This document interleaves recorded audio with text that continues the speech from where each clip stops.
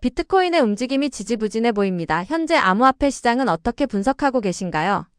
지금 비트코인이 8만 달러 선이 붕괴가 됐습니다. 이유를 좀 말씀드려 볼게요. 이유는 글로벌 경제 불확실성이라든지 또는 연준의 금리 정책에 대한 어떤 관망세, 그리고 암호화폐 시장 안에서의 어떤 유동성의 축소, 이런 영향이 좀 크다고 판단하는데요. 특히 주요 중앙은행들의 불확실한 어떤 통화정책 방향이라든지 또는 미중 관계의 긴장감, 그리고 시장 안에서 일부 구조적인 문제들이 어떤 투자 심리를 제한하는 그런 요인들로 작용을 하고 있습니다. 근데 가장 중요한 건 이거 같아요. 지난 주말 많은 분들이 염려했었던 부분들이, 우려스러웠었던 부분들이 이제 커졌던 게 결과물로 나왔죠. 지난주에 케빈 워시 연준 의장 지명 때문이라고 하는 부분들로 인해서 비트코인이 8만 달러 무너졌죠. 트럼프 대통령이 1월 30일에요. 전 연준 이사 케빈 워시를 차기 연준 의장 후보로 깜짝 지명했기 때문입니다. 문제는 케빈 워시가 누구냐라는 거죠. 케빈 워시는 더 긴축적인 통화 정책을, 더 높은 실질 금리를, 그리고 더 작은 연준 자산 규모를 선호하는 것으로 알려져 있습니다. 이렇다 보니까 비트코인과 같은 위험 자산의 도전 과제로 직면한 거죠. 더 충격적인 건요, 이분, 그러니까 워시의 과거 발언인데요. 과거에 어떤 발언을 했냐면 암호화폐를 돈을 가장하는 소프트웨어에 불과하다라고 언급합니다. 그러니까 암호화폐를 느슨한 통화 정책에 의해서 촉발된 투기적 과잉의 어떤 증상으로 분류했다라는 거죠. 숫자로 보면 더 명확합니다. 지난 1월 29일 하루 만에 비트코인 현물 ETF의 일간 순 유출액이 8억 달러에 달했고요. 1월 30날에도 5억 달러가 빠져나갔습니다. 그러니까 1월 한 달 누적 순 유출액이 약 16억 달러인데 그 중에 절반 이상이 29일, 30, 요 이틀간에 빠져나간 거죠. 최근 3개월 연속 순 유출도 이어지고 있습니다. 거기에 시장 심리도 좀 최악인 것 같아요. 코인 마켓 캡 기준으로 공포하고 탐욕 지수는요, 극도의 공포를 현재 기록 중에 있으니까요. 작년 2025년 한 해 동안 이더리움이 약 10%가량 빠졌고요. 비트코인은 한 7%가량 감소하는 그런 수준에 머물러 있으니까요. 또 제도화하고 ETF 호재에도 불구하고 가격 측면에서는 사실 기대에 못 미치는 그러한 2025년 한 해였지 않나 싶습니다. 그렇다라고 하면 앞으로 암호화폐 어떻게 될까요? 지금의 암호화폐는 시장 구조가 완전히 바뀌었다라는 걸 좀 인정해야 되는 그런 구간에 있지 않나 싶습니다. 왜 그러냐면 첫 번째는 클래리티 법안을 좀 보실 필요가 있을 것 같아요. 2026년 상반기 본회의 통과로 예상이 되고 있는 클래리티 법안은 가장 중요한 촉매제주 중에 하나로 거론이 되고 있죠. 규제에 대한 명확성이 만약에 이제 확보된다라고 하면 기관 투자자의 자금이 분명 들어올 수 있기 때문에 클래리티 법안 좀 주목하실 필요가 있을 것 같고요. 두 번째는 연준의 금리 정책을 좀 지켜볼 필요가 있을 것 같아요. 연준의 통화 정책은 2026년에 인하 사이클의 일시적인 정지, 또 리더십의 교체에 따른 어떤 안개 속 국면이 전개될 예상이 있잖아요. 시장은 상당한 금리 인하를 예상하고 있지만 워시 지명으로 인해서 이 시나리오에 불확실성이 생겼으니까요. 세 번째는 목표 가격 같은 경우에 전문가들의 전망은 좀 달라지고 있습니다. 전문가들이 올해 비트코인의 전망치를 적게는 한 7만 2천 달러에서요, 최고는 22만 5천 달러까지 다양하게 예측을 하고 있거든요. 그러니까 지금 암호화폐 시장은 조정 국면인 것 같아요. 2025년 작년 한 해 비트코인이 12만 6천 달러까지 좀 급등을 한 거잖아요, 사실. 그러면 이렇게 급등했었던 거에 따른 피로감이 지금 나오는 시기가 아닐까 싶고요. 하지만 2026년 암호화폐 시장의 키워드는 확장보다는 정착과 안정화가 키워드인 것 같아요. 그러니까 암호화폐는 더 이상 단기 매매의 대상이 아니라 포트폴리오에 편입되는 하나의 자산군으로 자리 잡고 있다라고 하는 거죠. 워시 연준 의장 지명은 단기적으로 악재가 분명 맞습니다. 하지만 세계 최대 비트코인 보유 기업인 스트래티지의 마이클 셀러 회장은 워시에 대해서 이런 얘기합니다. 연준 최고의 친 비트코인 의장이라고 언급을 하죠. 암호화폐 죽지 않습니다. 하지만 과거처럼 무작정 올라가는 시장도 아니죠. 지금 투자자분들이 주목해야 될 건 보수적인 적분입니다. 거기에 알트코인은 극도로 신중해야 된다라고 하는 거고요. 저점에서의 분할 매수라든지 RWA에 주목하실 필요가 있지 않나 싶습니다. 암호화폐 냉정한 분석과 장기적인 시각으로 투자하셨으면 좋겠다라는 말씀 드리고 싶습니다. 비트코인이 안정자산의 포지션으로 자리 잡은 것 같은데요. 이런 상황에서 리플과 이더리움의 역할은 무엇인가요?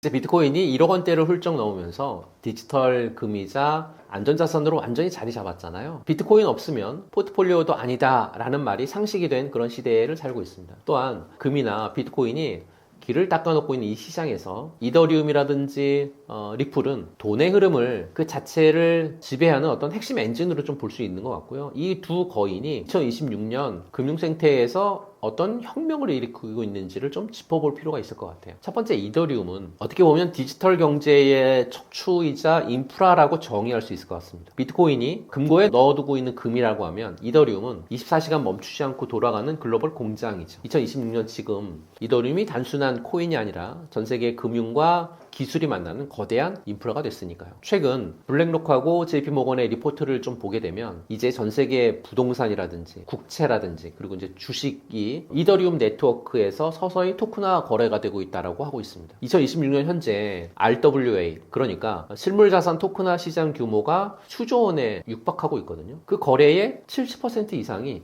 이더리움 바탕 위에서 일어나고 있습니다. 이더리움은 이 거대한 경제 활동에 어떻게 보면 통행세를 받는 주인장인 셈이 된 거죠. 또한 이제 AI 에이전트들이 스스로 결제하고 계약을 맺는 그런 시대거든요. 그 AI들이 가장 신뢰하고 사용할 수 있는 네트워크는 저는 이더리움이 아닐까 싶습니다. 2026년에 이더리움은 단순한 자산이 아니라 전 세계 모든 디지털 계약이 체결되는 법원이자 어떻게 보면 은행의 역할을 수행하고 있다, 이렇게 보시면 좋을 것 같고요. 이더리움을 봤다라고 하면 이제 리플로 넘어가 볼까요? 리플은 제도권 금융의 어떤 혈관이자 스위프트의 종결자로 정의할 수 있을 것 같아요. 리플은 비트코인하고는 완전히 다른 길을 가고 있습니다. 리플의 역할은 명확합니다. 전 세계 은행, 국가 간의 돈을 가장 빠르고 또 저렴하게 옮겨주는, 금융으로 치면 어떻게 혈관이다, 이렇게 얘기할 수 있을 것 같고요. 2026년 현재 전 세계 100개국 이상의 중앙은행이 CBDC 발행했죠. 근데 나라마다 규격이 좀 다르거든요. 한국의 디지털 원화하고 미국의 디지털 달러를 순식간에 바꿔주는 중간 매개체로 바로 잡아주는 게 리플인 거죠. 리플이 이제 그들만의 코인이 아니라 각국 중앙은행이 공식적으로 채택한 국제결제 표준이 됐다라고 보시면 될 것 같습니다. 최근 뉴스를 보면요, 리플의 스테이블 코인 RLUSD가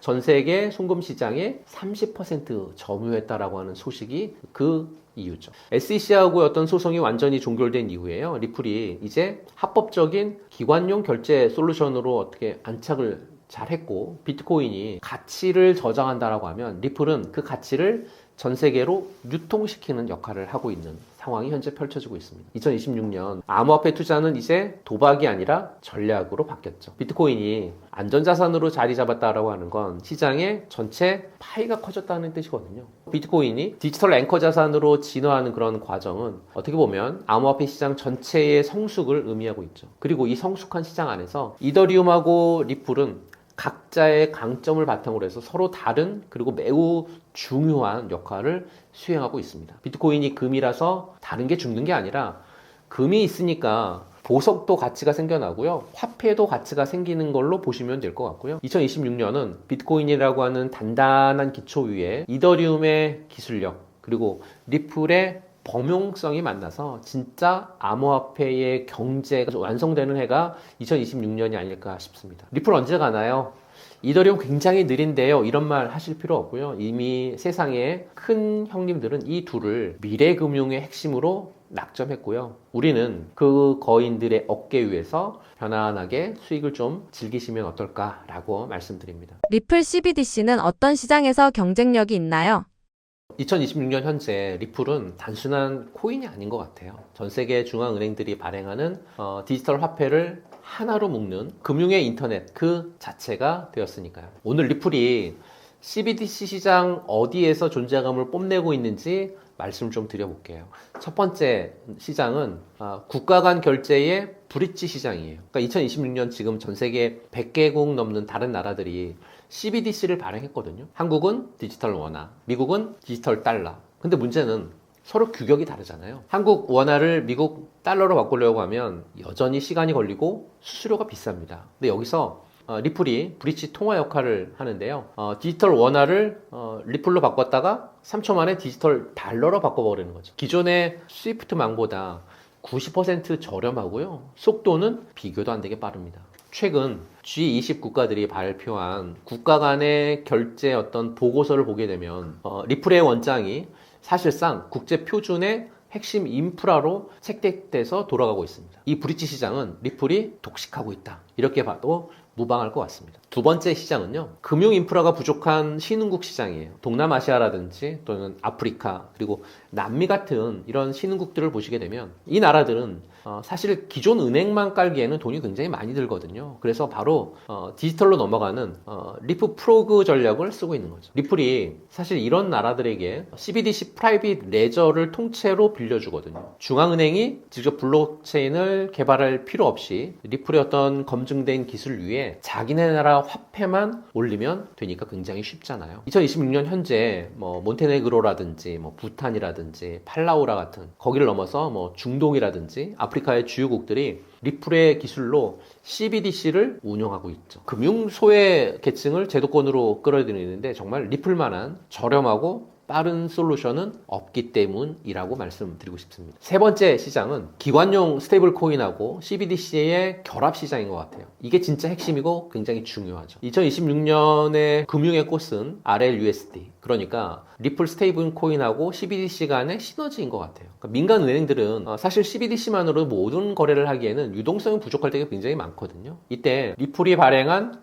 법정 화폐 그 담보 스테이블 코인 RLUSD가 CBDC하고 섞여서 기업 간 어떤 대규모 결제라든지 무역 금융에 쓰이죠. 최근에 뉴욕 연준과 글로벌 대형 은행들이 리플의 통합 유동성 허브를 통해 가지고요, CBDC하고 스테이블 코인 스왑을 시작했다라고 하는 소식 여러분들 들어보셨을 거예요.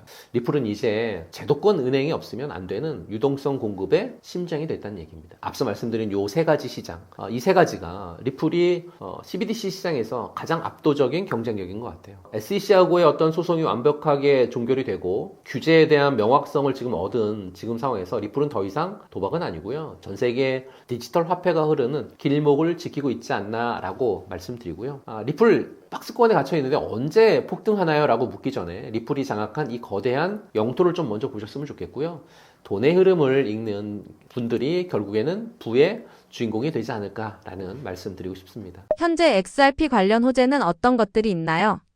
리플은 다른 암호화폐들과 궤를 좀 달리하면서 전통 금융 시스템의 혁신이라는 사실 매우 구체적인 목표를 향해 달려온 프로젝트거든요. 그리고 이제 2025년 또 2026년 현재 그 노력이 결실을 맺는 시점에 와 있지 않나라고 말씀드리고요. 리플의 강력한 호재를 말씀 좀 드리면, 첫 번째는 잘 아실 거예요. SEC 규제의 불확실성 해소라든지 법적 포지션의 명확성 부분인 거죠. 리플 투자자들에게 지난 몇 년 동안 굉장히 가장 큰 리스크자, 주가 상승의 발목을 잡았었던 요인이 SEC하고의 어떤 법적 공방이었잖아요. 근데 2025년 중반 이후에 이 기나긴 싸움이 리플의 유리한 방향으로 종결되건 또는 XRP의 증권성 여부에 대한 명확한 법적 가이드라인이 제시가 되면서 시장의 불확실성이 해소가 됐죠. 최근에 나온 보고서들은 리플이 규제 리스크를 털어내고 이제 본연의 비즈니스에 집중하게 되었다라고 평가하고 있습니다. 이는 그동안 관망세에 있었던 기관 투자자들의 어떤 XRP 진입 시장을 알리는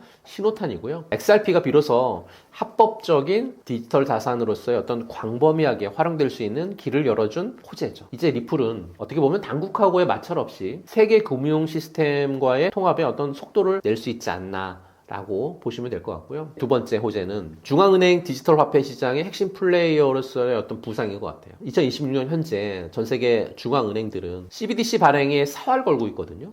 최근에 나온 보고서 중에 IMF라든지 BIS의 보고서를 보게 되면요, CBDC에 대한 부분들을 놓고 봤었을 때 CBDC는 미래 금융 핵심의 인프라로 자리 잡고 있다라고 하는 얘기들이 굉장히 많이 나오고 있습니다. 가장 큰 과제는 CBDC 간의 운용성인 것 같아요. 여기서 리플의 기술력이 빛을 발하니까요. 리플은 이미 XRP 기반의 레저를 기반으로 통해 가지고 프라이빗 CBDC 플랫폼을 개발을 했고요. 여러 중앙은행들하고 기술 협력을 진행하고 있거든요. 몬테네그로라든지 부탄 같은 소규모 국가들을 시작으로 해서 최근에는 중남미라든지요, 아니면 아시아 중앙은행들하고도 프로젝트라든지 기술 제휴 논의를 확대하고 있다라고 하는 소식 계속 들려오고 있습니다. 이들은 뭐 각기 다른 CBDC를 리플의 기술을 통해서 서로 연결을 하고요. 또 국제 송금을 위해서 브릿지 통화로 XRP를 활용하는 방안 충분히 모색을 하고 있거든요. 그러니까 리플이 CBDC 시대의 금융 허브 역할을 하게 될 거라고 하는 기대감 충분히 커지고 있는 그런 이유가 아닐까 싶습니다. 세 번째는 글로벌 송금과 결제 시장에서의 입지 부분이 좀 강화되고 있는 것 같아요. 리플의 본질적인 강점은 바로 국경 간 결제의 효율성이라고 할까요? XRP를 활용한 어떤 온디맨드 유동성 솔루션은 은행과 결제 서비스 제공업체들이 전통적인 송금 방식보다 훨씬 빠르고 저렴하고 실시간으로 국제자금을 이동할 수 있다라고 하는 거가 가장 큰 장점이거든요. 이걸 도울 수 있는 게 리플이니까요. SEC의 리스크 해소 이후에 온디맨드 유동성 파트너십은 더욱 빠르게 확대가 되고 있고, 최근의 뉴스를 보게 되면요, 중동이라든지 아프리카 그리고 아시아 또 신흥시장에서 온디맨드 유동성 기반의 송금 경로가 폭발적으로 증가하고 있다라고 하는 소식이 굉장히 많이 들려오고 있습니다. 특히 각국이요, 암호화폐 기반의 송금 솔루션에 대한 이해도를 굉장히 빠르게 높이면서 리플이 갖고 있는 온디맨드의 유동성 채택은 더욱 가속화되지 않을까라고 판단하고 있고, 이렇게 되면 XRP의 실질적인 유틸리티 증대되겠죠. 거기에 수요 증가로 이어질 수 있는 가장 강력한 호재가 이게 아닐까 싶고요. 네 번째는 RWA, 그러니까 실물자산 토크화 시장에서의 채택 가능. 2026년에요. RWA 시장은 암호화폐 산업의 새로운 성장 동력으로 좀 각광받고 있는 것 같아요. 부동산이라든지 뭐 채권, 주식 같은 전통 금융 자산들을 블록체인상의 토큰으로 발행해서 유동성을 높이고 거래 비용을 낮추는 이 혁명적인 움직임에 리플도 큰 관심을 보이고 있으니까. 리플은 XRP 레저의 안정적, 거기에 속도, 그리고 저렴한 수수료, 이걸 통해 가지고 기관들이 RWA를 발행하고 거래할 수 있는 플랫폼으로서의 확장 가능성 적극적으로 모색하고 있습니다. 최신 리서치 보고서들도요, 규제 명확성을 확보한 이 리플이 전통 금융기관들이 가장 선호하는 블록체인 인프라 중에 하나다, 이렇게 분석하고 있는 보고서들 굉장히 많죠. 블랙록 같은 대형 자산 운용사들이요, 토큰화 시장에 뛰어들고 있는 그런 가운데 리플이 이들하고 협력을 해서 새로운 비즈니스 모델을 창출할 수 있는 잠재력이 지금 많이 커지고 있다라고 하는 점에서도 굉장히 호재가 커지고 있는 그런 상황을 보실 수 있다라는 말씀 좀 드리고 싶습니다. 리플 투자를 고려하는 개인 투자자에게 제안하고 싶은 전략은 무엇인가요? 혹은 꼭 해주고 싶으신 말씀 있으신가요? 2026년 리플, 소송의 늪을 건너서 제도의 강안으로 도착했다라고 정의를 해드릴 수 있을 것 같습니다. 우리가 리플을 볼 때요, 가장 먼저 떠올리는 건 바로 SEC하고의 소송이었잖아요. 2026년 지금은 법적 불확실성은 이제 과거의 유물이 됐고요. 이제 리플은 증권이냐 아니냐를 따지는 단계를 넘어서 전 세계 금융기관이 실제로 쓰는 인프라냐고 하는 어떤 평가에 와 있는 그런 단계에 있는 것 같아요. 최근에 발표된 글로벌 뱅킹 보고서를 보게 되면 전 세계 중앙은행의 80% 이상이요, CBDC 도입을 서두르고 있거든요. 그 가교 역할을 리플의 레저가 맡고 있다라고 하는 기사가 연일 터져나오고 있으니까요. 이제 리플은 코인이 아니라 금융 고속도로 그 자체인 것 같습니다. 그럼 리플 투자의 3대 핵심 포인트 말씀을 좀 드리면, 첫 번째는 RLUSD, 그러니까 스테이블 코인의 파괴력을 좀 보셨으면 좋겠어요. 작년부터 본격화된 리플의 스테이블 코인이 시장에 완전히 안착했거든요. 이게 왜 중요하냐면, 기관들이 리플 네트워크를 쓸 때 변동성 걱정 없이 자금을 옮길 수 있다라고 하는, 어떻게 보면 기름이 생긴 거거든요. 기름이 도니까 차가 더 멀리 달릴 수 있는 거잖아요. 기름을 넣을 수밖에 없는 그런 차이기 때문에. 두 번째는 IPO 모멘텀인 것 같아요. 리플사는 이제 단순한 코인 발행사가 아니라는 거죠. 나스닥 상장을 눈앞에 둔 거대 핀테크 기업이라는 겁니다. 리플이라고 하는 회사의 가치가 올라가면 그 생태계의 기축통화인 XRP의 가치도 당연히 올라가겠죠. 세 번째는 브릿지 통화에서의 독점적인 지위인 것 같습니다. 그러니까 반도체로 치면 삼성전자가 HBM 시장을 장악하듯이 리플은 국경 간의 송금이라고 하는 틈새 시장에서 압도적인 효율성 증명하고 있거든요. 스위프트 2.0 시대의 주인공이 누구냐라고 묻는다라고 하면 현재로서는 리플이 가장 앞서 있지 않나라고 말씀드리고 싶고요. 그럼 개인 투자자분들이 어떻게 이 리플을 투자할 때 방법적인 부분들 몇 가지가 있는지, 어떤 형태로 투자를 하셔야 되는지에 대한 것들 설명을 좀 드려보면요. 첫 번째는 전략적인 부분들에 있어서 기관의 등에 올라타라고 말씀을 좀 드리고 싶습니다. 이제 기관 투자자들이 대규모로 유입이 되고 있거든요. 개인 투자자분들은 기관의 수급 흐름을 지표로 삼을 필요가 있는 거죠. 기관이 사고 있는가,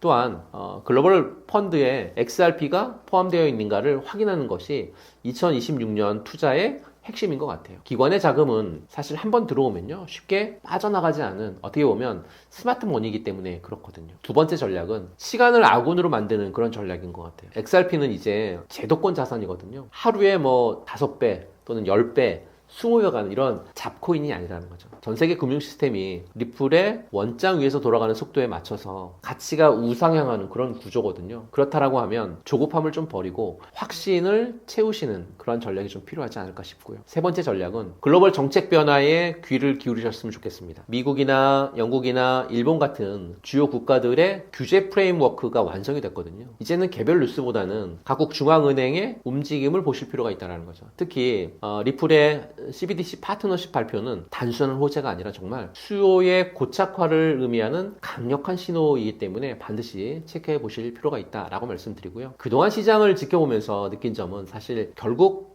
실체가 있는 놈은 승리한다라는 걸 전 많이 느꼈거든요. XRP 투자하면서 리또속이라고 하는 비아냥의 마음고생 좀 많으셨을 건데요. 하지만 2026년 현재 XRP는 그냥 비아냥을 실적으로 잠재울 겁니다. 법적 승리를 거머쥐었고요. 전 세계 금융기관이 탐내는 대체 불가능한 기술이 될 테니까요. 이제 투기꾼이 아니라 글로벌 경제 시스템의 주주라고 하는 마음가짐으로 투자하셨으면 좋지 않을까라고 말씀드리고 싶습니다. 촬영일 기준 하이닉스 주가 85만 원이고 현재 7만 원 떨어졌습니다. 어떻게 분석하시나요? SK하이닉스 주가가 90만 원대를 넘나들면서 오늘 촬영하는 날이 2월 2일이거든요. 근데 2월 2일에 보니까 85만 원 중반대에서 움직이고 있습니다. 황제주라고 하는 일명 100만 원 돌파를 눈앞에 두고 있는데요. 85만 원 또는 90만 원이라고 하는 숫자의 진짜 의미하고 앞으로의 향방을 좀 말씀드려 볼게요. 왜 그렇게 급등한 거냐? 1월 28일 날에 어떤 일이 있었냐면 실적이 발표가 됐죠. 역대급 실적이었으니까요. 연간 매출이 약 한 100조 가까이 97조 원 나왔고요. 영업이익이 무려 50조 가까운 47조 나왔으니까요. 거기에 영업이익률도 50%에 가까운 49%. 근데 더 놀라운 건 4분기 실적이에요. 매출이 30조를 넘고 영업이익이 19조까지 나왔는데 영업이익률이 무려 60%에 가까운 58%였으니까요. 분기 기준 역대 최고치였다라는 거죠. 그리고 역사상 처음으로 SK하이닉스가 삼성전자의 연간 영업이익을 추월했다는 거죠. 이게 굉장히 대단한 겁니다. 메모리 반도체 업계 판도가 사실은 완전히 바뀌고 있다라고 하는 증거를 볼 수 있을 것 같거든요. 그럼 실적이 왜 이렇게 폭발한 거냐? 크게 두 가지로 보실 수 있을 것 같아요. 첫 번째는 HBM, 그러니까 AI 메모리인데요. HBM 매출이 전년 대비해서 2배 이상 성장을 했고 SK하이닉스는 HBM4를 세계 최초로 양산 체제 갖췄죠. 또 엔비디아랑 연간 공급 계약까지 확정했으니까요. 두 번째는 범용 D램 쪽인 것 같아요. 여기가 진짜 황금알링인데요. 왜냐하면 지난 1년 동안 메모리 업체들이 HBM 생산에만 몰두하면서 범용 D램 생산 여력이 확 줄었으니까요. 그래서 4분기에만 범용 D램 가격이 50% 뛰었습니다. 스마트폰이라든지 또는 뭐 노트북, PC에 들어가는 메모리가 품귀 현상이 일어난 거죠. 증권가에서는 올해 범용 D램의 수익성이 HBM을 뛰어넘을 거다라고 보는 이유가 여기에 있습니다. 그렇다라고 하면 증권가들의 목표 주가는 어떨까요? 최근에 나온 SK증권 같은 경우에 기존의 목표 주가가 100만 원이었는데요. 50% 상향해서 150만 원으로 책정하고요. 맥쿼리는 140만 원, 삼성증권도 130만 원, 평균 대충 한 110만 원에서 130만 원 내외 정도로 증권가의 목표 주가가 설정이 되는데요. 지금 주가가 80만 원 중반대에 있으니까 지금보다 3, 40만 원 이상은 더 갈 수 있다는 얘기잖아요. 그럼 올해 실적은 어떻길래 이렇게 증권사들이 높게 잡은 걸까요? 증권사마다 조금 다른데 2026년 올해 영업이익을 삼성증권 같은 경우에는 135조, SK증권 같은 경우에는 137조, 한화증권은 110조 이렇게 잡았는데요. 이 공통점이 뭐냐? 모두가 100조대를 훌쩍 넘는다는 거죠. 한국 기업 역사상 연간 영업이익이 100조 원을 넘긴 회사는 그동안 없었거든요. SK하이닉스가 처음입니다. 그럼 왜 이렇게 확신하느냐? 첫 번째는 메모리 가격이 계속 오르고 있기 때문이에요. 모건 스탠리가 2026년 D램 평균 가격이 약 60% 이상 높아질 거다. 거기에 낸드도 70% 이상 상승할 거다라고 보고 있기 때문에 그렇거든요. 둘째는 올해는 마찬가지로 공급 부족이 계속될 거고 심지어는 2027년까지 지속이 될 가능성이 높다라고 보는 거죠. USB 쪽에서는 올해 AI 관련되어 있는 설비 투자 규모를 800조 이상으로 추산을 하고 있는데요. 마이크로소프트라든지 뭐 아마존, 알파벳 같은 빅테크 기업들이 140조 원 이상 쏟아부을 예정이니까 메모리 반도체 수요가 계속 폭증할 수밖에 없는 그런 구조가 된다는 겁니다. 세 번째는요. HBM 독점 체제가 더 강화된다라는 이유 때문이에요. 그러니까 SK하이닉스가 HBM 시장 점유율이 지금 몇 퍼센트냐면 60에서 70%거든요. 그런데 HBM4에서 또 엔비디아 공급 물량을 70%로 차지할 그런 가능성이 높다라고 USB가 전망하고 있습니다. 게다가 올해 2월에는 HBM4 양산이 본격화되는데 경쟁사보다는 조금 앞서 있다라는 평가가 있습니다. 좋은 얘기만 했네요. 그럼 뭐 리스크는 없냐? 모든 증권사가 사실 입을 모아 얘기하는 게 단기 조정 가능성입니다. 주가가 너무 빨리 올랐으니까 2025년 1월에 17만 원에 시작했었던 SK하이닉스 주가가요 90만 원까지 폭풍 급등을 했으니까요. 그래서 2분기, 3분기에 차익 실현 매물이 나오면서 조종이 올 수 있지 않나라고 바라보고 있는 건데요. 그리고 이제 미국 트럼프 관세 리스크도 있긴 하죠. HBM이 미국 빅테크들의 AI 경쟁력이라든지 또는 그 부분들과 직결되는 전략 제품이기 때문에 고율 관세 적용될 가능성이 사실은 낮습니다. 결론은 100만 원 돌파는 어떻게 보면 시간 문제이지 않을까 싶고요. 또한 증권사의 평균 목표 가격이 지금 120만 원 또는 130만 원 정도 부근이기 때문에 여기 목표가도 생각을 해볼 필요가 있지 않을까라고 판단합니다. 2026년 영업이익 100조 원 이상 확실하고 그리고 2027년까지 슈퍼사이클이 이어진다라고 하는 부분들을 놓고 본다라고 하면 앞서 증권가의 목표 가격인 120만 원, 130만 원 충분히 생각해 볼 필요가 있는 그런 가격대 아닐까요? 그리고 HBM 독점과 범용 D램의 품귀 현상이라고 하는 이중 성장 엔진을 갖고 있고 또한 재무 건전성에 대한 부분들이 완벽하게 꾸려지고 있고 주주 환원도 최상급이니까요. 단기 조정 올 때 추가 매수 기회로 삼으시고 장기 관점으로 분할 매수하시라고 말씀 좀 드리고 싶고요. SK하이닉스는 지금 AI 시대의 핵심 인프라 파트너입니다. 앞으로 AI가 더 발전할수록 메모리 반도체 수요는 계속해서 늘어날 수밖에 없죠. 황제주는 이제 시작인 것 같습니다. 하이닉스의 반등은 여러 번 있었습니다. 이번 상승은 이전과 어떤 점이 다를까요? 결정적으로 세 가지가 좀 다른데요. 그 첫 번째는 수요의 성격이 완전히 좀 다릅니다. 그러니까 과거에도 이런 슈퍼사이클이 있었어요. 언제냐면 2017년, 2018년 경이었죠. 이때는 주로 데이터 센터 수요가 증가했기 때문에 이런 상승이 나왔었거든요. 클라우드 서버 증설 붐이 일면서 메모리 수요가 폭증했는데 사실 이건 일시적인 거였거든요. SK하이닉스가 직접 말한 건 현재 수요가 AI 패러다임의 전환에 힘입어서 훨씬 더 폭넓은 응용처에 기반을 하고 있고 과거 2017년 그리고 2018년 슈퍼사이클과 양상이 완전히 다르다라고 강조하고 있습니다. 이게 무슨 소리냐면요. 과거엔 단순히 서버 증설이었다라는 거죠. 근데 지금은 AI 서버라든지 또는 일반 서버라든지 그리고 온디바이스 AI라든지 또는 자율주행 또 로보틱스까지 응용처가 엄청나게 넓어졌다는 거죠. 한두 개 산업이 잘 돼서 오르는 게 아니라 AI라고 하는 거대한 패러다임 속에서 메모리 반도체가 전 산업의 필수가 됐다는 겁니다. 이건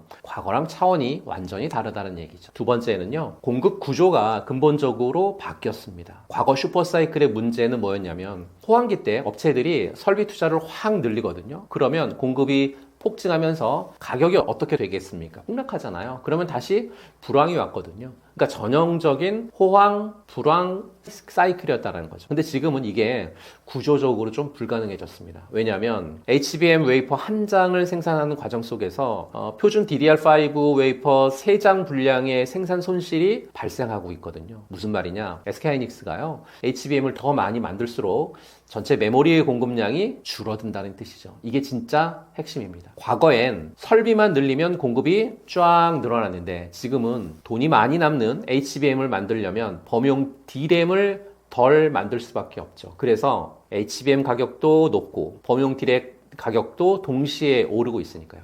이런 구조가 과거에는 없었습니다. 최근 SK하이닉스가 뭐라고 했냐면요. HBM의 생산 비중이 확대되면 D램 공급이 제한적일 수밖에 없고 이런 특징들이 D램의 공급 증가를 구조적으로 제약한다. 그러면서 메모리 슈퍼사이클 장기화를 뒷받침할 거다라고 얘기했으니까요. 세 번째는요. SK하이닉스의 기술력이 정말 압도적입니다. 이게 과거와 가장 큰 차이점이다라고 말씀드리고 싶은데요. 그러니까 2017년, 2018년 당시에 SK하이닉스가 삼성전자를 따라가는 패스트 팔로워였어요. 그러니까 삼성이 가는 길을 따라가기 바빴다는 거죠. 근데 지금 완전히 역전됐습니다. HBM은 SK하이닉스가 2013년에 세계 최초로 개발했고, 그런데 삼성전자가 HBM2에서 성공하고 나서 2019년에 개발을 좀 축소하죠. 이때 SK하이닉스도 당연히 삼성을 따라갈 수 있었는데 안 따라갔습니다. 계속 개발을 밀어붙였죠. 왜냐하면 엔지니어들에게 HBM은 세계 최초 개발했다라고 하는 자부심이 붙어있는 그런 제품이었기 때문에 그래서 끝까지 포기 안 했습니다. 결과는 여러분들이 아시는 것처럼 2025년 기준 SK하이닉스가 HBM 시장 점유율 50% 이상으로 압도적 1위잖아요. 2026년 엔비디아의 차세대 루빈 플랫폼에 탑재될 HBM4 시장에서도 SK하이닉스가 약 한 70% 정도의 점유율 달성할 것으로 지금 예상을 하고 있습니다. 거기에 2023년 이후에 하이닉스의 HBM은 매년 매진 상태거든요. 이제는 일반 D램이라든지 또는 낸드 플래시까지 완판 행세에 가열했다라고 합니다. 거기에 2026년 물량까지 이미 다 팔렸죠. 과거 사이클에서는요 이런 적이 없었습니다. 분기마다 가격이 좀 출렁거렸지 2년 내지는 3년치 물량이 미리 팔린 적이 없었거든요. 마지막으로 보면 실적 규모를 좀 비교해 볼까요? 2017년 슈퍼사이클 때의 연간 영업이익이 얼마였냐면 약 한 13조였어요. 그러니까 당시로서는 엄청난 거다라고 어닝 서프라이즈라고 굉장히 박수를 쳤거든요. 근데 2025년 영업이익이 얼마냐면 47조 나왔죠. 3배 좀 넘는 수치가 나온 거잖아요. 근데 2026년 전망은 증권사마다 좀 다르지만 적어도 100조 원대에서 많게 보는 곳은 147조 원까지 보고 있으니까요. 과거 사이클이랑 스케일 자체가 완전히 다르다라고 말씀드립니다. 이번 상승은 과거의 반복이 아닙니다. 완전히 새로운 게임이죠. AI라고 하는 거대한 물결 속에서 SK하이닉스는 더 이상 2인자가 아니라 메모리 시장의 새로운 강자로 자리 잡았다라고 말씀드리고 싶습니다. 현재 하이닉스 주가의 전제 조건은 HBM이 계속 팔린다는 가정인 것 같은데요. 이 가정이 무너질 수 있는 변수도 존재하나요?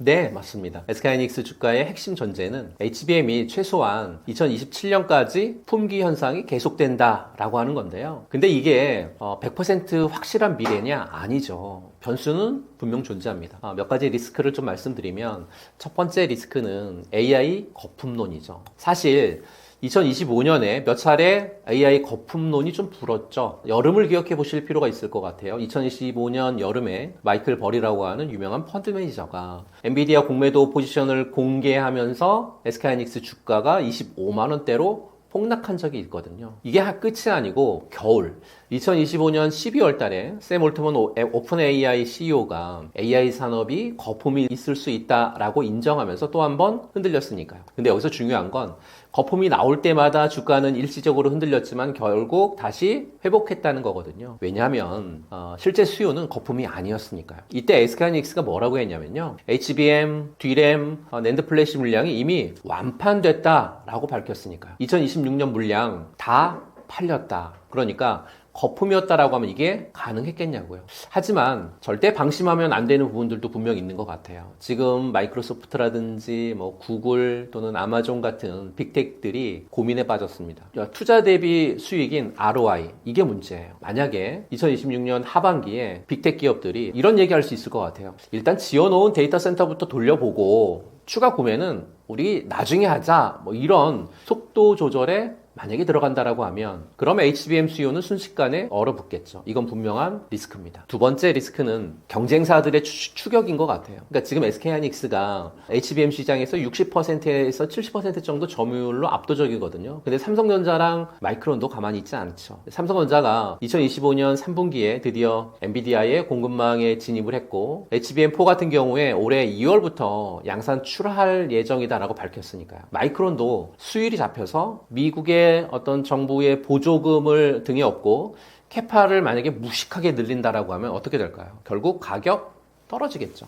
이러다 보니까 골드만삭스가 HBM 공급 과잉으로 2026년 가격이 한 10% 정도 하락할 수 있다라고 경고의 메시지를 날렸습니다. 반도체 역사는 늘 공급 과잉으로 무너졌다라는 거 기억하셨으면 좋을 것 같고요. 다른 회사들이 HBM 시장에서 본격적으로 뛰어든 만큼 SK하이닉스가 예전과 같은 어떤 점유율을 가져가기는 좀 어려울 걸로 보여지고 있고, 점유율이 떨어지면 실적도 영향받을 수밖에 없겠죠. 세 번째 리스크는 미국의 어떤 대중국 빗장이라든지 또는 CXL 쪽에서의 부상인 것 같아요. 그러니까 미국이 중국에 대해서 AI 반도체 규제를 더 조이고 있거든요. 이제는 GPU 위치 추적까지 한다는 그런 소리까지 나오고 있으니까요. 중국이라고 하는 거대 시장이 완전히 막히면 엔비디아도 하이닉스도 타격이 불가피하겠죠. 그래서 하이닉스는 HBM의 핵심인 그 최첨단 D램 제조하고 또는 고난도 패키징 그리고 보안과 기술적 난이도 때문에 중국 우시 공장이 아니라 한국의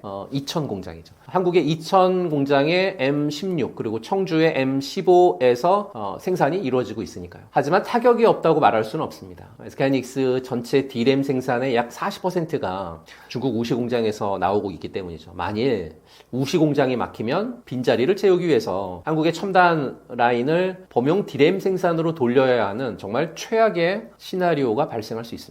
HBM 생산 캐파 줄어들 수밖에 없겠죠. 또한 HBM이 너무 비싸니까 업계에선 CXL 같은 상대적으로 저렴하고 효율적인 어떤 대안에 대한 기술의 박차를 좀 가하고 있거든요. 그러니까 HBM이 없어도 AI 돌릴 수 있다라는 솔루션이 나오면 SK하이닉스의 무기는 힘을 잃을 수 있다라고 말씀드리고 싶습니다. 같은 메모리 반도체인데도 최근 시장은 삼성전자보다 하이닉스를 더 공격적으로 평가하고 있습니다. 차이는 무엇인가요?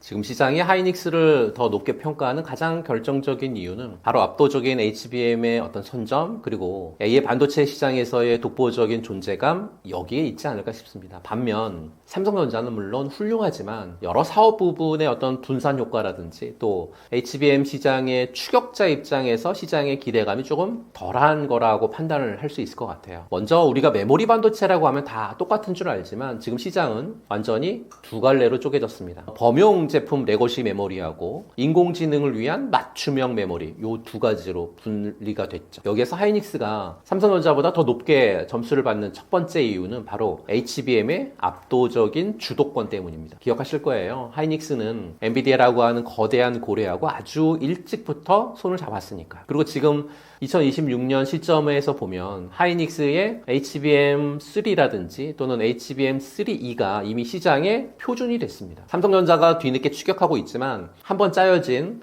엔비디아, 하이닉스, TSMC라고 하는 삼각동맹의 견고함이 생각보다 엄청나니까요. 시장은 삼성의 규모보다 하이닉스의 속도하고 타율에 더 높은 점수를 주고 있다라고 판단합니다. 하이닉스는 지금 물건이 없어서 못 파는 수준을 넘어서 고객사 맞춤형으로 설계를 같이 들어가는 단계까지 와버렸거든요. 두 번째 차이는 전략적 집중인 것 같아요. 삼성전자는 굉장히 거대하잖아요. 메모리도 하고 파운드리도 하고 뭐 스마트폰도 만들고 가전도 하고. 사실 예전에는 이게 장점이었습니다. 지금처럼 기술 변화가 빠른 어떤 AI 시대에는 선택과 집중이 독이 될 수 있거든요. 삼성은 파운드리 점유율 회복에 막대한 자금을 쏟아부으면서 메모리 기술 고도화에 자원이 분산되는 모습을 보였으니까요. 반면에 하이닉스는 우리는 메모리로 끝장을 보겠다라는 마인드였습니다. 수익성 낮은 사업은 과감하게 정리하고 오로지 AI 메모리 수익성에 올인했으니까요. 주식시장은 원래 애매한 1등보다 독점적 강자를 더 좋아하죠. 세 번째로 짚어볼 점은 수율과 그리고 어떤 신뢰성 부분인 것 같아요. 최근 증권사 보고서를 보게 되면 하이닉스의 어드밴스드 MRMUF 그러니까 이 MRMUF 공정이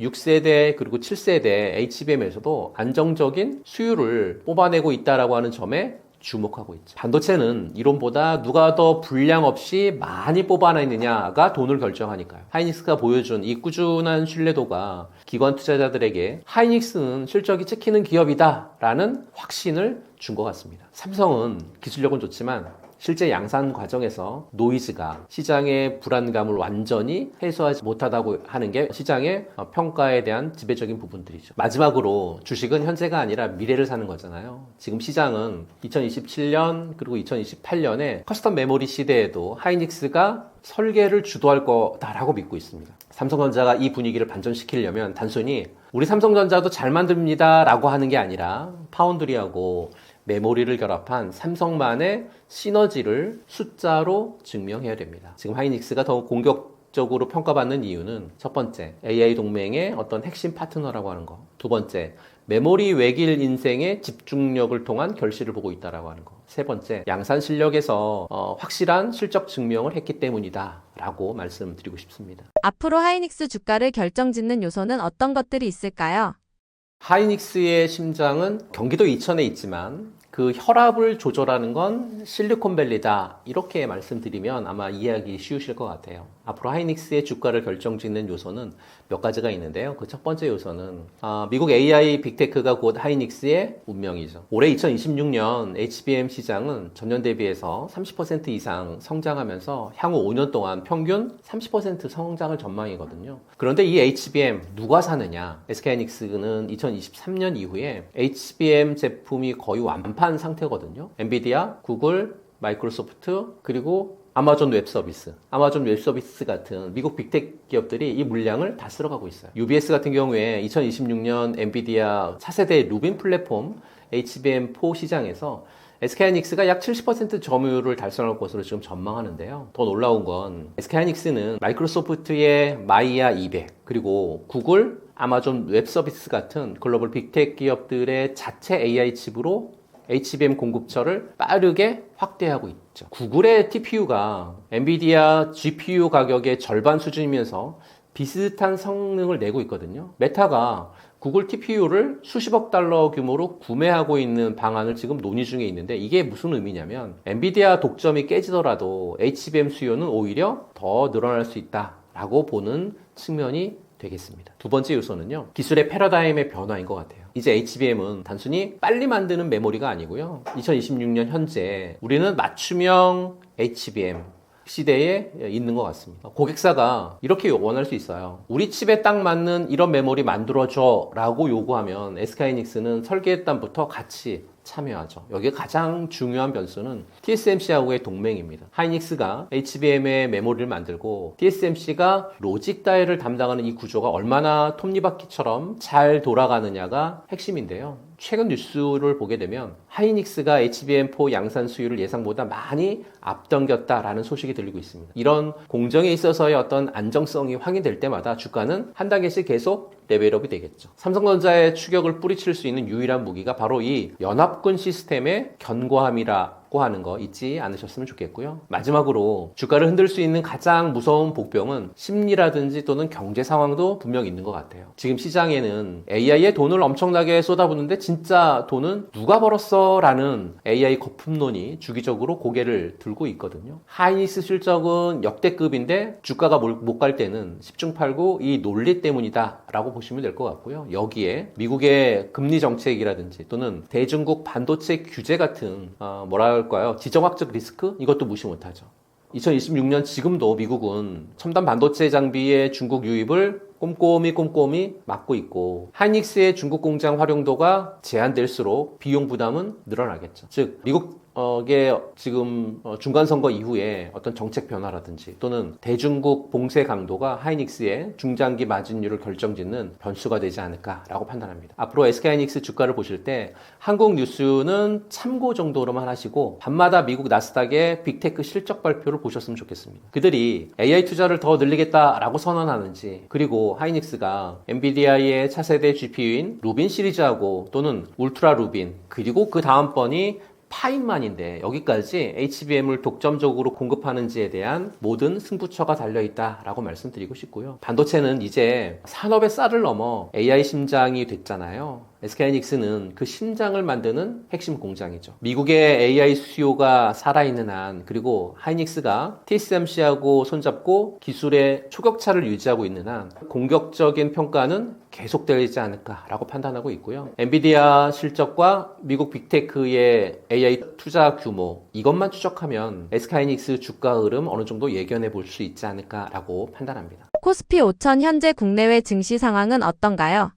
과거 몇 차례 시장 상승 랠리와 달리 이번 상승세는 실적 개선과 어떤 체질 강화라고 하는 건전한 성장 기반 위에 있다라는 점이 좀 큰 차별화 포인트인 것 같아요. 우리 코스피 시장을 이끌어가고 있는 가장 강력한 동력은 단연 AI 붐과 이로 인한 국내 기업들의 어떤 펀더멘털 개선인 것 같거든요. 삼성전자하고 SK하이닉스 이 두 기업이 AI 시대의 핵심 수혜주로서 시장을 견인하고 있으니까요. HBM, 첨단 파운드리 분야에서 가시적인 성과들이 속속 들려오고 있고 어떻게 보면 국내 증시 전반에 대한 기대감을 높이는 핵심 요인이 아닐까 싶습니다. 이들이 글로벌 AI 수요를 얼마나 충족시키냐에 따라서 코스피가 5천 또는 6천 또는 7천 포인트가 결정될 것으로 좀 판단하고 있고요. 또 다른 동력으로는 정부 주도의 기업 밸류업 프로그램인 것 같아요. 단기적인 효과를 넘어서 기업들의 주주 환원 정책 강화라든지 또는 지배구조 개선 노력이 이어지면서 한국 증시의 장기적인 재평가에 대한 기대감을 유지하고 있거든요. 국내 증시의 고질적인 코리아 디스카운트 해소 가능성이 긍정적으로 작용하고 있다. 이렇게 보시면 될 것 같고요. 그리고 이제 과거 국내 증시에서 경기 변동에 대한 민감한 전통 산업과 또는 일부 경기 민감주는 이번 랠리에서 상대적으로 좀 힘을 못 쓰고 있거든요. 그러니까 투자자들은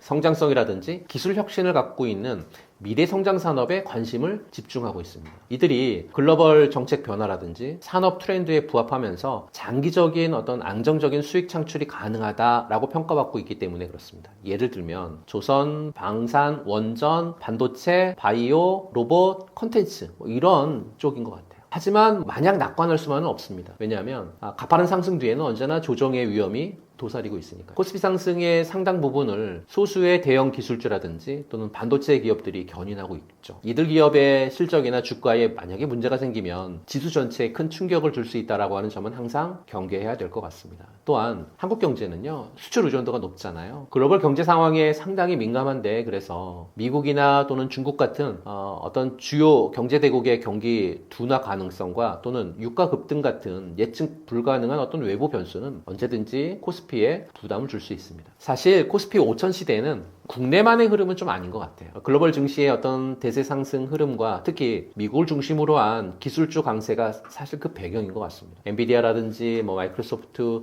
구글, 아마존 같은 미국의 빅테크 기업들이 AI 기술을 선도하면서 폭발적인 성장세를 보여주고 있으니까요. 이들의 주가는 시장의 기대치를 뛰어넘으면서 다우지수라든지 아니면 S&P 500, 나스닥 같은 주요 지수의 사상 최고가 경신을 계속 보이고 있습니다. 이렇게 되면 한국의 AI 관련 기업들도 긍정적으로 영향을 미칠 수 있겠죠. 그리고 2025년을 거치면서 각국 중앙은행들의 인플레이션 통제 노력이 성과를 지금 보이고 있거든요. 2026년에는 기준금리가 완만하게 인하될 거라고 하는 기대감이 좀 형성되어 있죠. 이렇게 되면 기업들의 자금 조달 비용 낮춰지겠죠. 그리고 투자 심리를 개선해서 주식시장에 긍정적인 영향을 미칠 수 있지 않을까라고 판단하고 있고요. 왜냐하면 돈이 다시 위험자산으로 흘러 들어오는 그런 부분들이기 때문에 그렇습니다. 또한 메모리 반도체는 물론 AI 칩 같은 시스템 반도체 전반의 수요가 폭발적으로 증가하면서요. 글로벌 반도체 산업 전체가 슈퍼사이클에 진입했다라고 하는 평가 지배적이죠. 이렇게 되면 삼성전자, SK하이닉스 같은 국내 기업들에게도 직접적인 호재로 작용하겠습니다. 하지만 글로벌 증시 역시 리스크 요인을 안고 있습니다. 미국, 중국 간의 기술 패권 경쟁이라든지 또는 중동 지역에서 벌어지고 있는 긴장감, 지정학적 리스크는 언제든지 예측 불가능한 변동성을 유발할 수 있습니다. 특히 반도체 산업은 이런 지정학적 리스크의 핵심 표적이 될 수 있다라고 말씀드리고요. 그리고 이제 일부 빅테크 기업들의 주가 상승이 지나치게 가파르다라고 하는 어떤 버블 논란도 여전히 존재합니다. 시장의 기대치가 너무 높아지면 사실 작은 악재에도 큰 조정을 겪을 수 있으니까요. 거기에 에너지 가격의 불안정이라든지 또는 공급망 이슈 같은 또 인플레이션이 다시 고개를 들 경우에 금리 인하 기대감이 후퇴가 되면서 어떤 증시 정체에 부정적인 영향을 미칠 수 있지 않을까 싶습니다. 현재 코스피 5000 시대를 이끌고 있는 국내외 증시의 가장 큰 힘은 AI 혁명과 실적, 밸류업에 따른 어떤 기업의 펀더멘탈 개선 부분인 것 같아요. 글로벌 경기 회복과 금리 인하 기대감도 긍정적인 분위기를 더하고 있죠. 하지만 삼성전자 주가도 국내 증시 요인보다는 글로벌 AI 반도체 경쟁 구도라든지 또는 지정학적 리스크에 더 크게 영향을 받는다는 부분들은 강조드렸잖아요. 지금의 증시도 마찬가지인 것 같습니다. 지나친 쏠림 현상과 지정학적 리스크 그리고 예상치 못한 인플레이션의 재점화 가능성은 항상 염두에 두어야 될 어떤 변수라고 판단을 좀 하고 있고요. 지금의 뜨거운 열기 속에서도 사실 냉철한 분석이 필요한 시점이 지금 구간이 아닌가라고 말씀드리고 싶습니다. 특정 업종 대형주만 크게 성장하고 나머지는 소외되는 모습이 뚜렷합니다. 리스크가 될 수 있을까요? 우선 팩트부터 좀 확인해 보겠습니다. 최근 한 달 동안 코스피가 얼마큼 올랐냐면 한 24% 올랐습니다. 24% 오르는 동안 대형주가 얼마큼 올랐냐면요. 25% 올랐어요. 거의 비슷하게 올랐죠. 근데 중소형주는 몇 퍼센트 올랐냐? 10% 정도밖에 안 올랐습니다. 거기에 소형주는 5% 올랐어요. SK하이닉스 시가총액이 650조를 넘어서면서요. 최근에 코스닥의 전체 시총이 얼마였냐면 최근에 가장 높이 올랐던 게 630조였거든요. 한 종목이 코스닥 전체보다 크게 올랐습니다. 지금 우리가 보는 건 단순한 양극화가 아니라 구조적 전환의 초입인 것 같아요. 2025년 코스피가 전기전자는 한 120% 상승했고요. 기계장비도 거의 비슷하게 한 130% 상승합니다. 증권 같은 경우에는 100% 올랐고 운송장비 같은 경우에는 한 70%까지 상승했거든요. 반도체만 오른 게 아닙니다. 거기에 조선, 방산, 전력기기까지 다 올랐습니다. 핵심은 2023년 이후에 세계 경제가 회복하는 모습이 V자가 아니라 K자라고 하는 점입니다. 그러니까 성장세를 지속하는 국가하고 산업이 있는 반면에 그렇지 못한 곳도 있고 이들 간의 격차가 계속해서 벌어지고 있다는 거죠. 지금 시장은 왜 이런 쏠림 현상이 심해졌냐면 과거 시장에 낙수 효과가 있었습니다. 그러니까 대장주가 가면 중소형주도 과거에는 따라갔거든요. 하지만 현재 우리는 승자 독식의 정점에 서 있지 않나 라고 말씀드리고 싶은 거죠. AI는 단순한 기대감이 아니잖아요. HBM3라든지 이나노 공정이 본격화되면서 실적으로 증명하는 기업과 그렇지 못한 기업 간의 안드로메다급의 그 사이즈가 벌어진 거죠. 또한 금리가 안정세에 접어들었음에도 불구하고 투자자들은 확실한 성장 담보가 있는 메가캡으로만 몰리고 있다는 거죠. 그러니까 모르는 종목은 아예 쳐다보지도 않고 모르는 종목에 모험하느니 차라리 1등주에 태우겠다라고 하는 심리가 지배적이니까요. 그럼 이게 과연 리스크냐? 네. 충분히 가능합니다. 하지만 동시에 기회도 가능합니다. 리스크 관점에서 볼까요? 시장의 건정성 문제가 발생합니다. 소수의 종목에만 시가총액과 거래대금이 쏠리면 시장의 기반이 좀 취약해지죠. 이들 대형주에 조금이라도 악재가 발생하면 시장 전체가 크게 출렁거릴 수 있는 불안정성이 커지죠. 마치 거대한 건물 전체가 몇 개의 기둥에만 의지하고 있는 것과 같은 결과니까요. 그리고 밸류에이션 버블 우려가 커질 수 있습니다. 폭발적인 성장을 보여주는 것은 맞지만 일부 종목들은 이미 미래에 또는 그 먼 미래에 밸류에이션을 통해서 땡겨왔으니까요. 2025년 말 또 2026년 초에 쏟아진 리서치 보고서들 중에서 단기 과열을 경고하는 목소리가 심심치 않게 들리고 있습니다. 기업의 본질 가치라든지 또는 시장 간의 괴리가 심화될수록 조정의 폭은 깊어질 수 있다라고 판단합니다. 또한 거시경제하고의 괴리도 발생하는데요. 소수 대형주 덕분에 지수는 높지만 실물 경제 전반의 체감 경기는 좋지 않은 착시 효과를 만들 수 있다는 겁니다. 이렇게 되면 정책 당국의 판단에도 영향을 미쳐서요. 잠재적인 위험을 키울 수 있습니다. 하지만 기회의 관점에서 좀 보자고요. 대형주들이 바로 우리 경쟁의 엔진이죠. 미래 성장의 핵심 동력이죠. 이 점은 부인할 수 없습니다. 이들의 혁신이 장기적으로 다른 산업으로 확산이 되면서 새로운 생태계를 만들고 결국 시장 전체의 파이를 키울 잠재력을 갖고 있는 거죠. 그러니까 AI 칩에서 AI 서버로 또는 AI 소프트웨어로 다음에 AI 서비스로 이렇게 이어지는 거대한 성장 사이클은 이제 시작이니까요. 그리고 소외된 기업들 중에서도 진짜 저평가되어 있지만 탄탄한 기술력이라든지 또는 시장 지배력을 갖고 있는 알짜 기업들을 찾아낼 수 있는 절호의 기회가 될 수 있습니다. 지금은 외면받지만 대형 주발 혁신의 어떤 파고가 점차 작은 기업들에게도 긍정적인 영향 미칠 때를 대비하실 필요가 있을 것 같고요. 너무 조급해하지 마셨으면 좋겠습니다. 묻지마식 추격 매수는 사실 금물이지만 지금처럼 시장이 편중된 어떤 시기에는 더욱더 종목이라든지 또는 섹터에 대한 깊은 이해가 좀 중요하지 않을까 싶고요. 왜 이 기업이 성장하고 시장에서 주목을 받느냐, 이 기술이 미래에 어떤 파급 효과를 가져올 것인가를 끊임없이 질문하시고 답을 찾아가야 되는 시기가 지금 시기가 아닌가라고 말씀드립니다. AI 및 반도체 화랑 속에서 저평가당한 주식은 어떤 것들이 있을까요? 시작이 아직 제대로 평가받지 못한 섹터라든지 또는 진짜 숨은 보석 같은 종목들을 좀 말씀드려 보면 우선은 액침 냉각 정도 부분을 좀 보셨으면 좋겠습니다. 2026년 지금 엔비디아 블랙웰 시리즈 이후에 초고성능 서버들은 공기로 식히는 게 사실 불가능하거든요. 열을요. 여기서 가장 앞서 나가는 국내 기업은 단연 GST입니다. 왜 대장이냐면 이 GST는 원래 반도체 공정용 칠러 분야 쪽에서 강자였거든요. 근데 이 회사가 3년 전이죠. 3년 전부터 준비했었던 게 어떤 거냐면 일상형과 이상형 액침 냉각 시스템이거든요. 그게 지금 빛을 발하고 있습니다. 2025년 말부터 글로벌 데이터 센터 기업들하고 실증 테스트를 끝냈고요. 올해부터는 본격적인 공급 계약 소식 들려오기 때문이죠. 투자 포인트로 보면 냉각 효율을 40% 이상 높이면서요. 전력 소모를 획기적으로 줄이는 기술력. 이게 바로 AI 전기 먹는 하마 문제를 해결할 유일한 열쇠다라고 보고 있는 겁니다. 기존의 칠러 매출이라고 하는 정말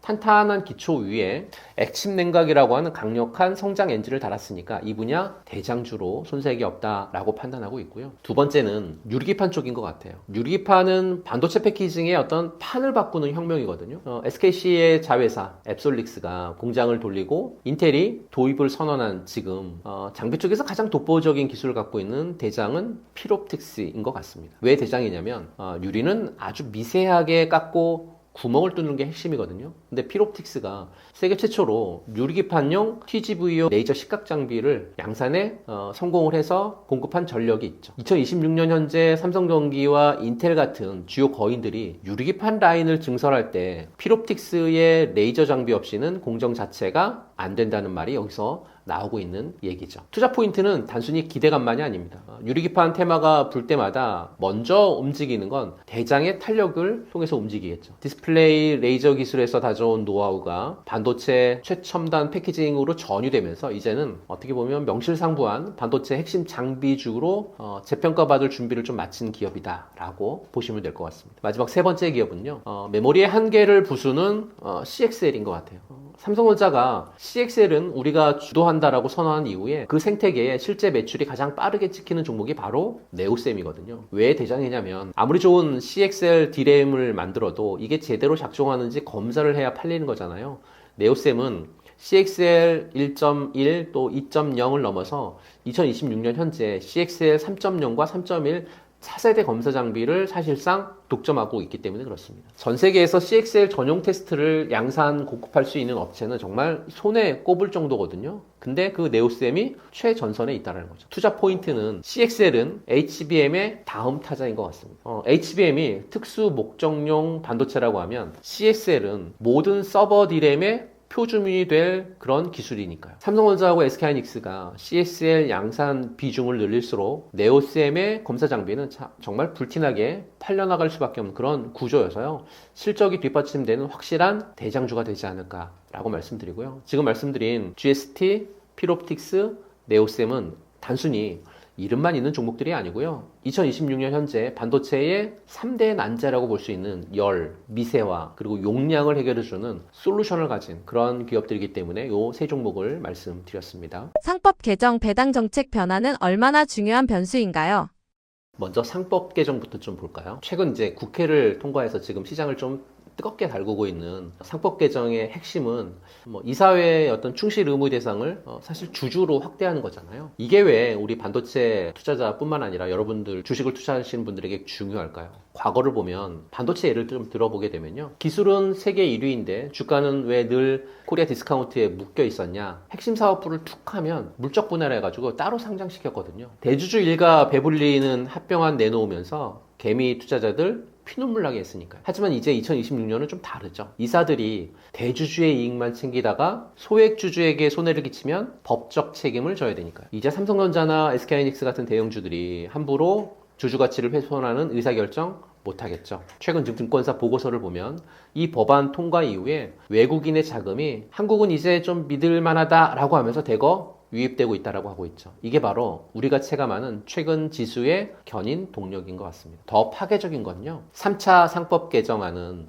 신규 취득된 자사주의 경우 1년 이내에 소각 의무하고 기존 보유 자사주도 1년 이내에 소각이 원칙이지만 6개월 추가 유예를 뒀다라는 거죠. 이게 왜 중요하냐. 최근 10년간 코스피 시장은 구조적으로요. 주식 수가 증가하는 EPS 성장을 제약해왔습니다. 자사주 소각 법안이 통과가 되면 코스피의 상장 주식 수는 연평균 1% 감소할 걸로 예상되고 있거든요.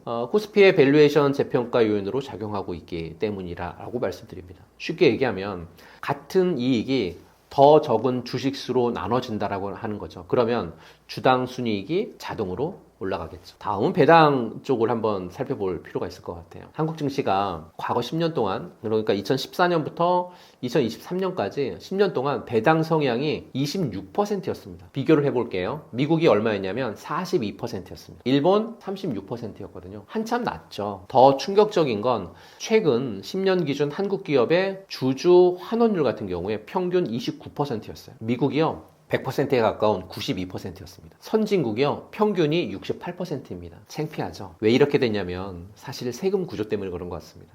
기존에는 배당 소득이 2천만 원을 초과할 경우에 다른 금융소득하고 합산해서 최고 45%의 종합소득세율로 적용됐으니까요. 그러니까 대주주 입장에서 배당하면 뭐라고 말씀드려야 되죠? 세금 폭탄. 그거 맞는 거잖아요. 그러니까 회사에 현금 쌓아두고 배당은 안 하는 거죠. 근데 여야가 올해부터 배당소득 분리과세 최고세율을 25%로 낮추는데 합의했고 뭐 50억 원 이상 구간도 신설했으니까요. 근데 실제 효과가 벌써 나타나고 있습니다. 삼성전자가 배당 성향 25%를 기록하면서 정부가 정한 고배당 상장사 요건을 충족했고 4분기에 삼성전자가요. 1주 배당금을 전년 동기는 363원 했었는데 요번에 566원으로 대폭 상향을 합니다. 왜 지금 이게 가장 큰 변수인지 말씀드리면요. 엔비디아가 상승하고 AI가 화랑인데 어떤 종목은 날아가고 있고 어떤 종목은 제자리에 있거든요. 물론 기술력의 차이도 있겠지만 결정적인 건 밸류 프로그램이 얼마나 진심이냐의 차이가 주가의 차이다 라고 말씀드리고요. 2026년 현재 기관하고 외국인은 단순히 EPS만 보지 않습니다. 이 회사가 벌어들인 돈, 즉 이 쌓인 돈을 주주에게 얼마나 투명하게 돌려주느냐를 지표화해서 투자 비중을 정하고 있으니까요. 만약 여러분들이 들고 있는 종목이 기술은 좋은데 지배구조가 불투명하고 배당에 인색하다? 그럼 그 종목은 안고 없는 찐빵입니다. 반면 상법 개정에 맞춰서 이사회를 투명하게 운영하고 자사주 소각을 발표하는 기업은 바로 2026년 슈퍼스톡이 될 후보다라고 말씀드리고 싶습니다. 외국인들이 한국 시장을 다시 보기 시작했나요? 현 시점 개인 투자자 입장에서 외국인들의 시각은 왜 중요한가요? 2026년 현재 외국인은 코리아 2.0을 사고 있는 것 같아요. 최근 증권사의 어떤 수급 리포트를 보게 되면 2025년 하반기부터 심상치 않다라고 하고 있거든요. 그러면서 2026년 1월 기준으로 외국인 코스피 보유 비중이 5년 9개월 만에 최대치를 기록했다라고 하는 뉴스가 쏟아지고 있죠. 2025년 하반기 코스피에서 외국인이 약 20조 순매수를 좀 보였거든요. 그리고 올해 1월 달에만 7조 원 정도의 순매수 기조를 보이고 있습니다. 2024년으로 한번 가볼까요? 2024년에 한 해 동안 외국인이 약 2조 원 규모의 매도를 기록한 거하고 완전히 다른 양상이 펼쳐지고 있는 거죠. 그들이 지금 대한민국이라고 하는 시스템의 업그레이드에 베팅을 하고 있지 않나 라고 말씀드리고 싶고요. 외국인이 컴백 코리아를 외치고 있는 이유는 첫 번째, 코리아 디스카운트 해소를 위한 정부라든지 기업들 간의 강력한 의지 때문인 것 같아요. 2025년부터 본격적으로 가동이 된 기업 밸류 프로그램은 최신 뉴스에서도 연일 헤드라인을 장식하고 있잖아요. 이 프로그램은 기업들의 주주 환원 확대라든지 지배구조 개선의 핵심 골자인데 이게 외국인들에게는 한국 시장의 게임의 룰이 바뀌었다라고 하는 강력한 신호로 판단하지 않았을까요? 두 번째는 엔비디아라든지 오픈 AI 같은 거인들이요. 아무리 똑똑한 정말 AI를 만들어도 결국 그걸 돌릴 그릇은 한국에 있다라고 판단한 것 같아요. HBM4라든지 또는 뭐 CXL, 뭐 유리기판 같은 이 모든 첨단 기술이 2026년 지금 한국에서 꽃을 피우고 있죠. 외국인들 입장에서는 AI 시대에 돈을 벌려면 한국 반도체 생태계는 필수 포트폴리오라고 결론을 내리지 않았을까요? 현 시점 개인 투자자 입장에서 외국인들의 시각이 왜 중요하냐면 사실 주식시장에서 외국인은 단순한 투자자가 아니라 제가 생각할 때는 심판이자 나침반이기 때문이다 라고 말씀드립니다. 그 이유는 첫 번째가 멀티플을 결정하는 주체이기 때문에 그렇습니다. 우리끼리 아무리 이 주식이 싸다고 외쳐봐야 소용없죠. 글로벌 기준을 갖고 있는 외국인들이 이 회사는 거버넌스도 좋고 기술력도 좋으니까 PER을 한 20배 정도 줘야 되지 않을까라고 인정해버리면 이렇게 되면 비로소 주가는 한 단계 레벨업 된다라고 하는 사실이죠. 지금 전개되고 있는 코리아 밸류업의 완성은 결국 외국인의 손가락 끝에 달려있지 않나 라고 보고 있고요. 두 번째, 외국인들의 시각, 정보의 질이 좀 다르다라는 거죠. 외국인들은 전 세계 AI 공급망을 통틀어 보고 있는데요. 그들이 삼성전자를 사고 또는 GST라든지 아니면 네오셈 같은 소부장을 산다라고 하는 건 글로벌 빅테크 기업들의 향후 2년, 3년 발주 계획을 이미 어느 정도 파악했다라고 하는 뜻으로 해석할 수 있습니다. 즉, 외국인들의 수급은 미래 실적에 대한 가장 강력한 예고편이다라고 할 수 있을 것 같아요. 지금처럼 외국인들이 한국 시장을 기회의 땅으로 본 적은 없는 것 같습니다. 2025년부터 시작된 이 흐름은 일시적인 유행이 아니라고 저는 판단하고 있고요. 한국 반도체의 어떻게 보면 압도적인 기술력 또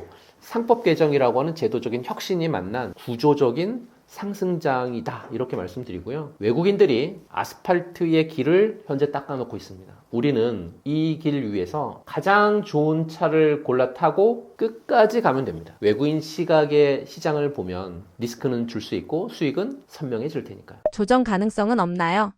지금 시장에서 조심해야 할 점은 무엇인가요?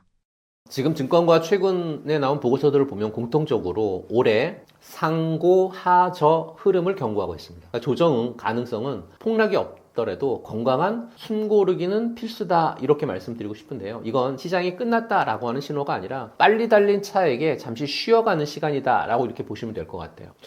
2025년 우리 반도체 수출 사실 역대급이었습니다. 근데 2026년 들어와서 상반기는 아니더라도 하반기로 갈수록 이 성장 기울기가 좀 완만해질 거다라고 하는 분석이 나오고 있습니다. 주가는 선반영이잖아요. 실적이 좋아도 더 좋아질 수 있느냐라고 하는 의문이 들면 시장은 가차없이 차익 실현 매물을 쏟아내고 있죠. 또한 글로벌 중앙은행들이 금리를 내렸다가 2026년 중반을 기점으로 인하 사이클 멈출 가능성 크잖아요. 돈의 흐름으로 올랐던 장세가 실적의 시험대에 서게 되는 시점이 바로 올해 하반기 정도가 될 것 같습니다. 그리고 최근 주가를 보게 되면 마이크로소프트가요, AI에 돈을 수십조 원 쏟아부었는데 정작 클라우드 매출 성장세가 시장 기대치를 밑돌자 주가가 480불에서 하루 만에 430불까지 10%가량 폭락합니다. 이게 시장에 주는 아주 중요한 메시지죠. 지금까지 AI에 투자한다 라고 하는 말만 들었어도 주가는 올랐지만요. 이제 시장은 그래? 그러면 그래서 돈은 언제 얼마나 어떻게 벌었어? 라고 묻기 시작한다라는 거죠. 지금 시장에서 가장 조심해야 될 몇 가지가 있는데요. 가장 시장에서 조심해야 될 첫 번째, AI에 대한 ROE입니다. 그러니까 투자 대비 수익이죠. 올해 2026년은 빅테크 기업들이 쏟아부은 돈의 결과물이 실적으로 증명되어야 되는 그런 해다라고 말씀드리고요. 만약 엔비디아 칩은 사가는데 그 칩으로 돌리는 서비스가 돈을 못 번다? 그런 빅테크들이 설비 투자를 줄일 거고 그 여파는 고스란히 삼성전자, SK하이닉스의 직격탄이 되겠죠. 둘째는 전력과 인프라라고 하는 물리적인 벽이에요. 반도체는 잘 만드는데 이걸 돌릴 전기가 모자라고 데이터 센터 열을 못 식혀서 가동을 못하는 그런 상황이 벌어지고 있는데요. 최근 보고서를 보게 되면 에너지 병목 현상이 AI 성장에 발목을 잡을 수 있다라고 하는 경고 메시지가 계속 나오고 있는 게 이런 이유에서입니다. 세 번째는 거시경제 환경인 것 같아요. 아무리 기업 실적이 좋아도 금리 인상이라든지 또는 경기 침체 우려, 거기에 지정학적 리스크 같은 거시경제 악재가 겹치면 시장 전반의 투자 심리가 위축될 수밖에 없잖아요. 특히 2026년 전 세계적인 인플레이션 압력과 함께 주요국에서의 중앙은행들의 통화 정책이 여전히 중요한 변수로 작용할 수 있을 거다라고 판단하고 있습니다. 그럼 여러분들이나 저나 이런 리스크를 피하기 위해서 어떤 걸 봐야 되는지 지표를 좀 말씀드려 볼게요. 이게 오늘 이 질문에서 가장 중요한 내용이 아닐까 싶습니다. 첫 번째는 어떤 지표냐면 AI 반도체 기업들의 실적 가이던스하고 수주 동향이에요. 실적 가이던스, 수주. 단순히 과거 실적보다 미래에 대한 어떤 기업의 전망이 훨씬 중요합니다. 특히 엔비디아라든지 TSMC, 삼성전자, SK하이닉스 같은 시장을 이끄는 핵심 기업들의 분기별 실적 발표하고 향후 매출 그리고 이익 가이던스를 면밀히 살피셔야 됩니다. 가이던스가 시장의 기대치를 하회하거나 예상치 못한 수준 지연 소식이 들려온다라고 하면 시장 전체에 조정의 빌미를 제공할 수 있으니까요. 2026년은 AI 반도체 수요가 얼마나 지속될지 가늠하는 게 정말 중요한 해다라고 말씀드리고요. 두 번째 보셔야 될 지표. 미 연준의 통화정책 스탠스 그리고 장단기 금리 차예요. 2026년에도 연준의 통화정책은 글로벌 유동성이라든지 또는 투자 심리에 가장 큰 영향을 미치는 지표거든요. 근원 인플레이션 동향을 좀 잘 보셨으면 좋을 것 같고요. 또 금리 인하에 대한 속도라든지 정책의 어떤 방향 전환 가능성 늘 체크하실 필요가 있습니다. 그리고 장단기 금리 차의 역전폭 확대라든지 정상화에 대한 여부는 경기 침체 가능성을 가늠하는 정말 중요한 선행 지표거든요. 때문에 반드시 확인하셔야 됩니다. 금리가 예상보다 높게 유지되거나 다시 상승할 경우에 성장주의 밸류에이션 부담은 커질 수밖에 없으니까요. 마지막 세 번째는요. 기업 밸류 프로그램의 어떤 성과라든지 또는 법적 제도와 여부인 것 같아요. 코리아 디스카운트 해소를 위해서 핵심 변수 부분인데요. 지금은 어떻게 보면 정부의 의지 표명 단계를 넘어서 기업들이 실제 주주환원 정책을 얼마나 적극적으로 이행하는지, 이사회의 독립성 강화라든지 또는 자사주 소각 의무화 같은 내용이 상법 배정을 통해서 얼마나 실질적으로 제도화되고 있는지를 반드시 체크하셔야 됩니다. 만약 이 밸류 프로그램이 기대에 미치지 못하거나 후퇴한다라고 하면 한국 시장에 대한 외국인 투자자들의 실망 매물이 출회될 가능성 분명히 있겠죠. 이렇게 되면 시장 전체에 하방 압력으로 작용할 수 있으니까요. 2026년 주도주는 무엇일까요? 2026년의 주도주를 말씀드리면 첫 번째 주도 섹터부터 말씀드려볼게요. 첫 번째 주인공은 반도체하고 전기, 로봇으로 이어지는 AI의 완성 섹터인 것 같아요. 2026년은 AI가 좋을 거다라고 하는 기대감으로 가는 장이 아니죠. AI가 돈을 얼마나 벌어오느냐 숫자로 증명하는 해거든요. 반도체는 이제 단순히 HBM을 넘어서 CXL이라든지 또는 유리기판이 실적의 핵심이죠. 삼성전자하고 SK하이닉스는 이미 HBM4 체제로 완전히 안착했고 그 밑단에 CXL이라든지 유리기판 같은 기업들이 장비를 미친 듯이 깔고 있으니까요. 또 인디바이스 AI가 로봇이라든지 또는 전자기기에 박히면서 시스템 반도체의 제2의 전성기 충 맞이할 수 있는 그런 부분들을 잡혀 있다라고 말씀드리고요. 그리고 전기라든지 유틸리티 같은 AI 데이터 센터가 전기를 먹는 하마기 때문에 작년까지 변압기가 대장이었다라고 하면 올해는 2026년은 SMR이 주도주가 될 확률이 좀 큽니다. 전기 없이는 AI도 없다라는 논리가 시장을 지배하면서요. 전력망이라든지 또 ESS 관련 유틸리티가 아니라 성장주 이쪽에서의 대접을 좀 받지 않을까라고 말씀드리고요. 또 한 축은 로봇인 것 같아요. AI의 어떤 뇌가 완성이 됐으니까 이제 몸통이 움직이겠죠. 2026년은 휴머노이드 로봇이 공장에 본격 투입되는 원년이 아닐까 싶고요. 정밀 제어 부품이라든지 감속기 테마는 이제 실체가 있는 매출로 돌아오기 때문에 이 섹터도 좀 잘 보실 필요가 있을 것 같습니다. 두 번째 주인공은 한국의 방패와 창 섹터인데요. 조선업과 방산 부분인 거죠. 조선업은 반도체만큼이나 혁명적인데요. 친환경 선박 어떤 교체 주기가 2026년 피크를 찍고 있죠. 암모니아라든지 액체 수소 운반선 같은 이런 부분들은 사실 우리나라 빅3가 독식하고 있습니다. 특히 미군의 MRO 물량이 한국으로 쏟아지는 어떻게 보면 역사적인 전환점이 바로 2026년이 아닐까 싶습니다. 방산 섹터로 넘어가면 폴란드 수출은 사실 예고편이었습니다. 이제 루마니아라든지 중동 그리고 동남아까지 K방산은 표준이 됐습니다. 단순한 하드웨어가 아니라요. 무기체계 어떤 소프트웨어라든지 드론봇 중심의 고부가치 수출이 늘면서 영업이익률이 제조 원가 수준을 넘어섰죠. 세 번째 주인공은 부활과 진화를 알리는 2차 전지하고 엔터 쪽 부분이 아닌가 싶습니다. 2차 전지는 지독했던 캐즘이 끝나가고 있죠. 하지만 예전처럼 다 가는 그런 장이 아니고 전고체 배터리의 양산 라인을 앞 잡았거나 또는 LFP 국산화에 성공한 기업이라든지 아니면 ESS 쪽에서의 밸류체인의 독보적인 기업은 살아남을 수 있습니다. 또 리튬 가격이 안정되면서 양극재 기업들의 수익성이 정상화되는 그런 회복의 해가 올해가 되지 않을까 싶고요. 엔터 섹터는 이제는 단순히 앨범 파는 시대는 끝났죠. AI 버추얼 아티스트와 또는 팬덤 플랫폼의 유료화가 아마 핵심이지 않을까 싶고요. 내가 좋아하는 아이돌의 AI 보이스하고 그리고 대화하는 서비스가 지금 실적으로 찍히고 있습니다. 콘텐츠하고 기술이 결합된 엔터 주들이 다시 한번 밸류에이션 리레이팅을 받고 있다는 얘기죠.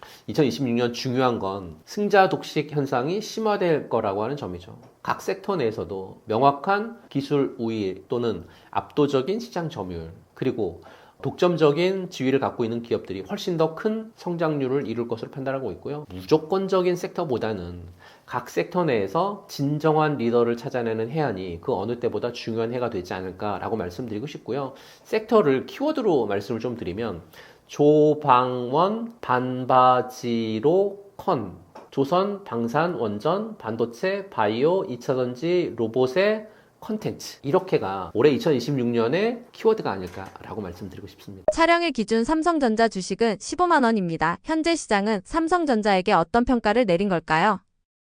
지금 삼성전자가 오늘 촬영일이 2월 2일인데요. 15만 원 정도 부근에 있죠. 이 15만 원이라고 하는 숫자가 우리에게 주는 메시지는 좀 명확한 것 같아요. 시장이 삼성전자에게 내린 평가는 한마디로 거인의 귀환, 그리고 인공지능 토탈 솔루션 기업으로서의 재평가라고 판단합니다. 그럼 왜 시장이 삼성전자를 이렇게 좀 높게 평가하는지 이유를 좀 말씀드리면 첫 번째는 메모리 반도체 시장의 어떤 회복이라든지 거기에 HBM에 거는 기대감인 것 같아요. 2023년과 2024년 바닥을 쳤던 일반 D램이라든지 낸드 시장은 2025년 중반부터 시작해서 AI 서버 수요 폭증이 일어났죠. 거기에 온디바이스 AI의 확산에 힘입어가지고 2026년 정말 초강력 슈퍼사이클 를 진입하고 있잖아요. 삼성전자의 막대한 어떤 생산 능력이라든지 또는 기술력이 이 회복세를 최대한 흡수하면서 엄청난 실적 개선을 이끌고 있으니까요. 또한 삼성의 HBM이 달라졌습니다. 삼성의 HBM3라든지 HBM4가 엔비디아뿐만 아니라 AMD 그리고 자체 칩을 만드는 구글 또는 메타 같은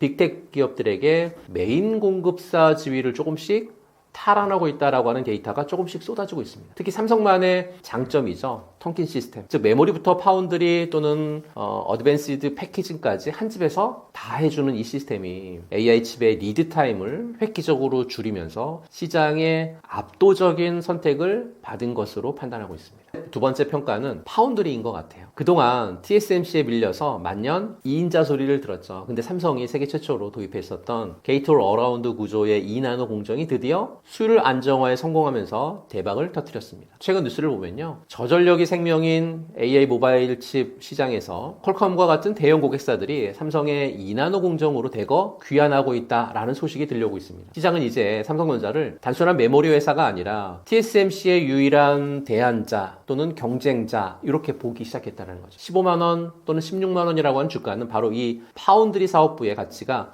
본격적으로 반영된 결과물이다 라고 판단하고 있습니다. 마지막 세 번째, 여러분들 손에 들린 스마트폰을 한번 보시기 바랍니다. 이제는 단순한 폰이 아니라 주머니 속의 AI 슈퍼컴퓨터 시대입니다. 삼성은 전 세계에서 가장 많은 스마트폰을 판매하는 회사잖아요. 시장은 삼성이 단순히 칩만 만드는 게 아니라 삼성이 만든 칩을 엑시노스하고 메모리를 그리고 삼성의 기기인 갤럭시에 넣어서 AI 생태계를 직접 지배하는 구조에 정말 높은 점수를 줬다라고 판단하고 있고요. 메모리 업황이 안 좋아도 스마트폰에서 메우고 스마트폰이 주춤해도 반도체에서 터지는 완벽한 포트폴리오가 AI 시대의 가장 강력한 수익 모델이라는 걸 증명해내고 있습니다. 삼성전자 주가 지금은 15만 원 내외에서 움직이고 있지만 단순히 메모리 슈퍼사이클에 대한 기대만이 아니고요. 삼성전자가 HBM 기술 리더십을 되찾고 거기에 파운드리 사업에서 의미 있는 성과를 내면 그리고 이제 막강한 IT 어떤 생태계의 기반으로 AI 쪽에서의 정말 승자가 될 거라고 하는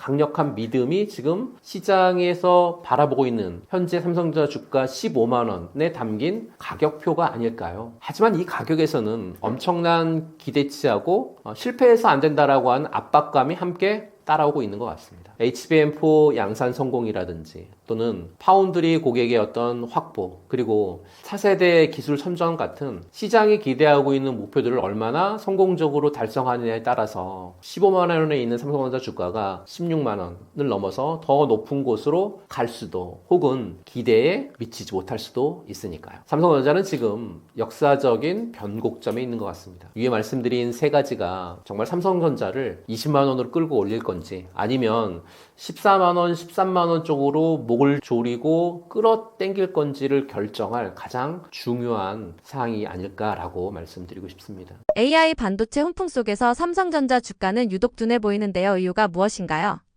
같은 메모리 반도체 회사인데 SK하이닉스는 1년 만에요. 몇 퍼센트 올랐냐면 계산을 좀 해봤더니요. 440% 폭등했더라고요. 90만 원까지 찍었으니까요. 삼성전자는 그에 반해서 절반, 한 210% 정도 올랐습니다. 그러면서 최근에 16만 원 정도를 찍은 게 고점이었죠. 왜 이런 일이 벌어진 거냐면요.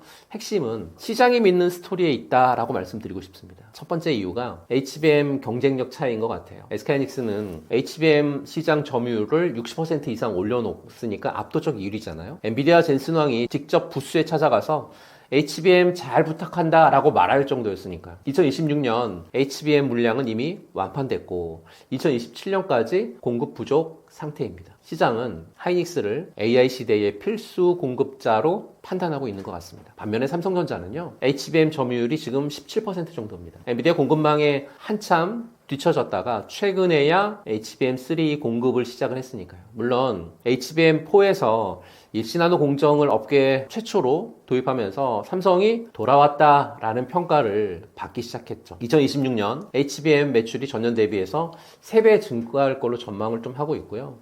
하지만 시장은 과거의 지각을 기억합니다. 신뢰를 회복하는 데는 시간이 필요하다는 거죠. 둘째 이유는 사업 구조의 차이인 것 같습니다. SK하이닉스는 순수 메모리 플레이어입니다. 영업이익률이 무려 60%에 육박하니까요. 소프트웨어 기업 수준입니다. 2025년 4분기 영업이익이 19조 원으로 예상치를 10% 이상 상회했고요. 집중도가 또 굉장히 높았죠. 반면에 삼성전자는 DS 부분 외에도 스마트폰이라든지 또는 TV, 가전이 다 있습니다. 2025년 4분기 역대 최대 실적인 20조를 찍긴 했지만 문제는 파운드리 사업부가 여전히 발목을 잡고 있다는 거죠. 2025년 연간으로도 적자를 기록했으니까요. 물론 적자 폭이 크게 줄긴 했지만요.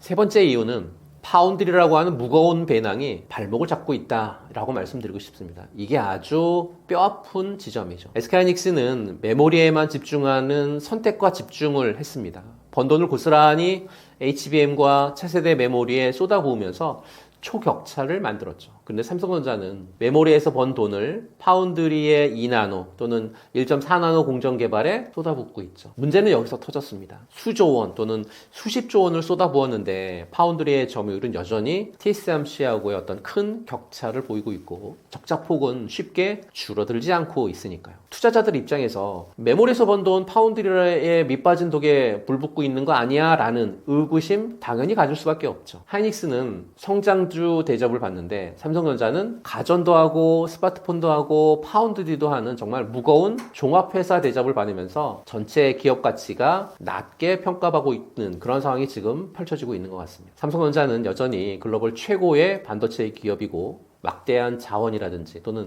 기술력 갖고 있습니다. 또 HBM 기술 격차도 빠르게 따라잡고 있고 파운드리에서도 분명히 한 발 나아가고 있습니다. 하지만 2026년 2월 현재 AI 반도체 시장에서 가장 뜨거운 불은 HBM이고 그 불을 가장 먼저 지핀 건 SK하이닉스라고 하는 인식이 지배적입니다. 투자자들은 기대보다 현실에 더 민감하게 반응하고 있다라고 판단하시면 좋을 것 같고요. 하지만 삼성전자는 결코 멈춰있는 기업은 아니죠. 이 거대한 공룡이 방향을 틀기 시작한다라고 하면 그 파괴력은 상상 이상일 테니까요. 조만간 HBM 경쟁에서도 의미 있는 성과를 보여주고 파운드리에서도 놀라운 소식이 들려올 거라고 저는 믿고 있습니다. 그렇다면 현재 시장이 삼성전자에 요구하는 건 어떤 부분인가요?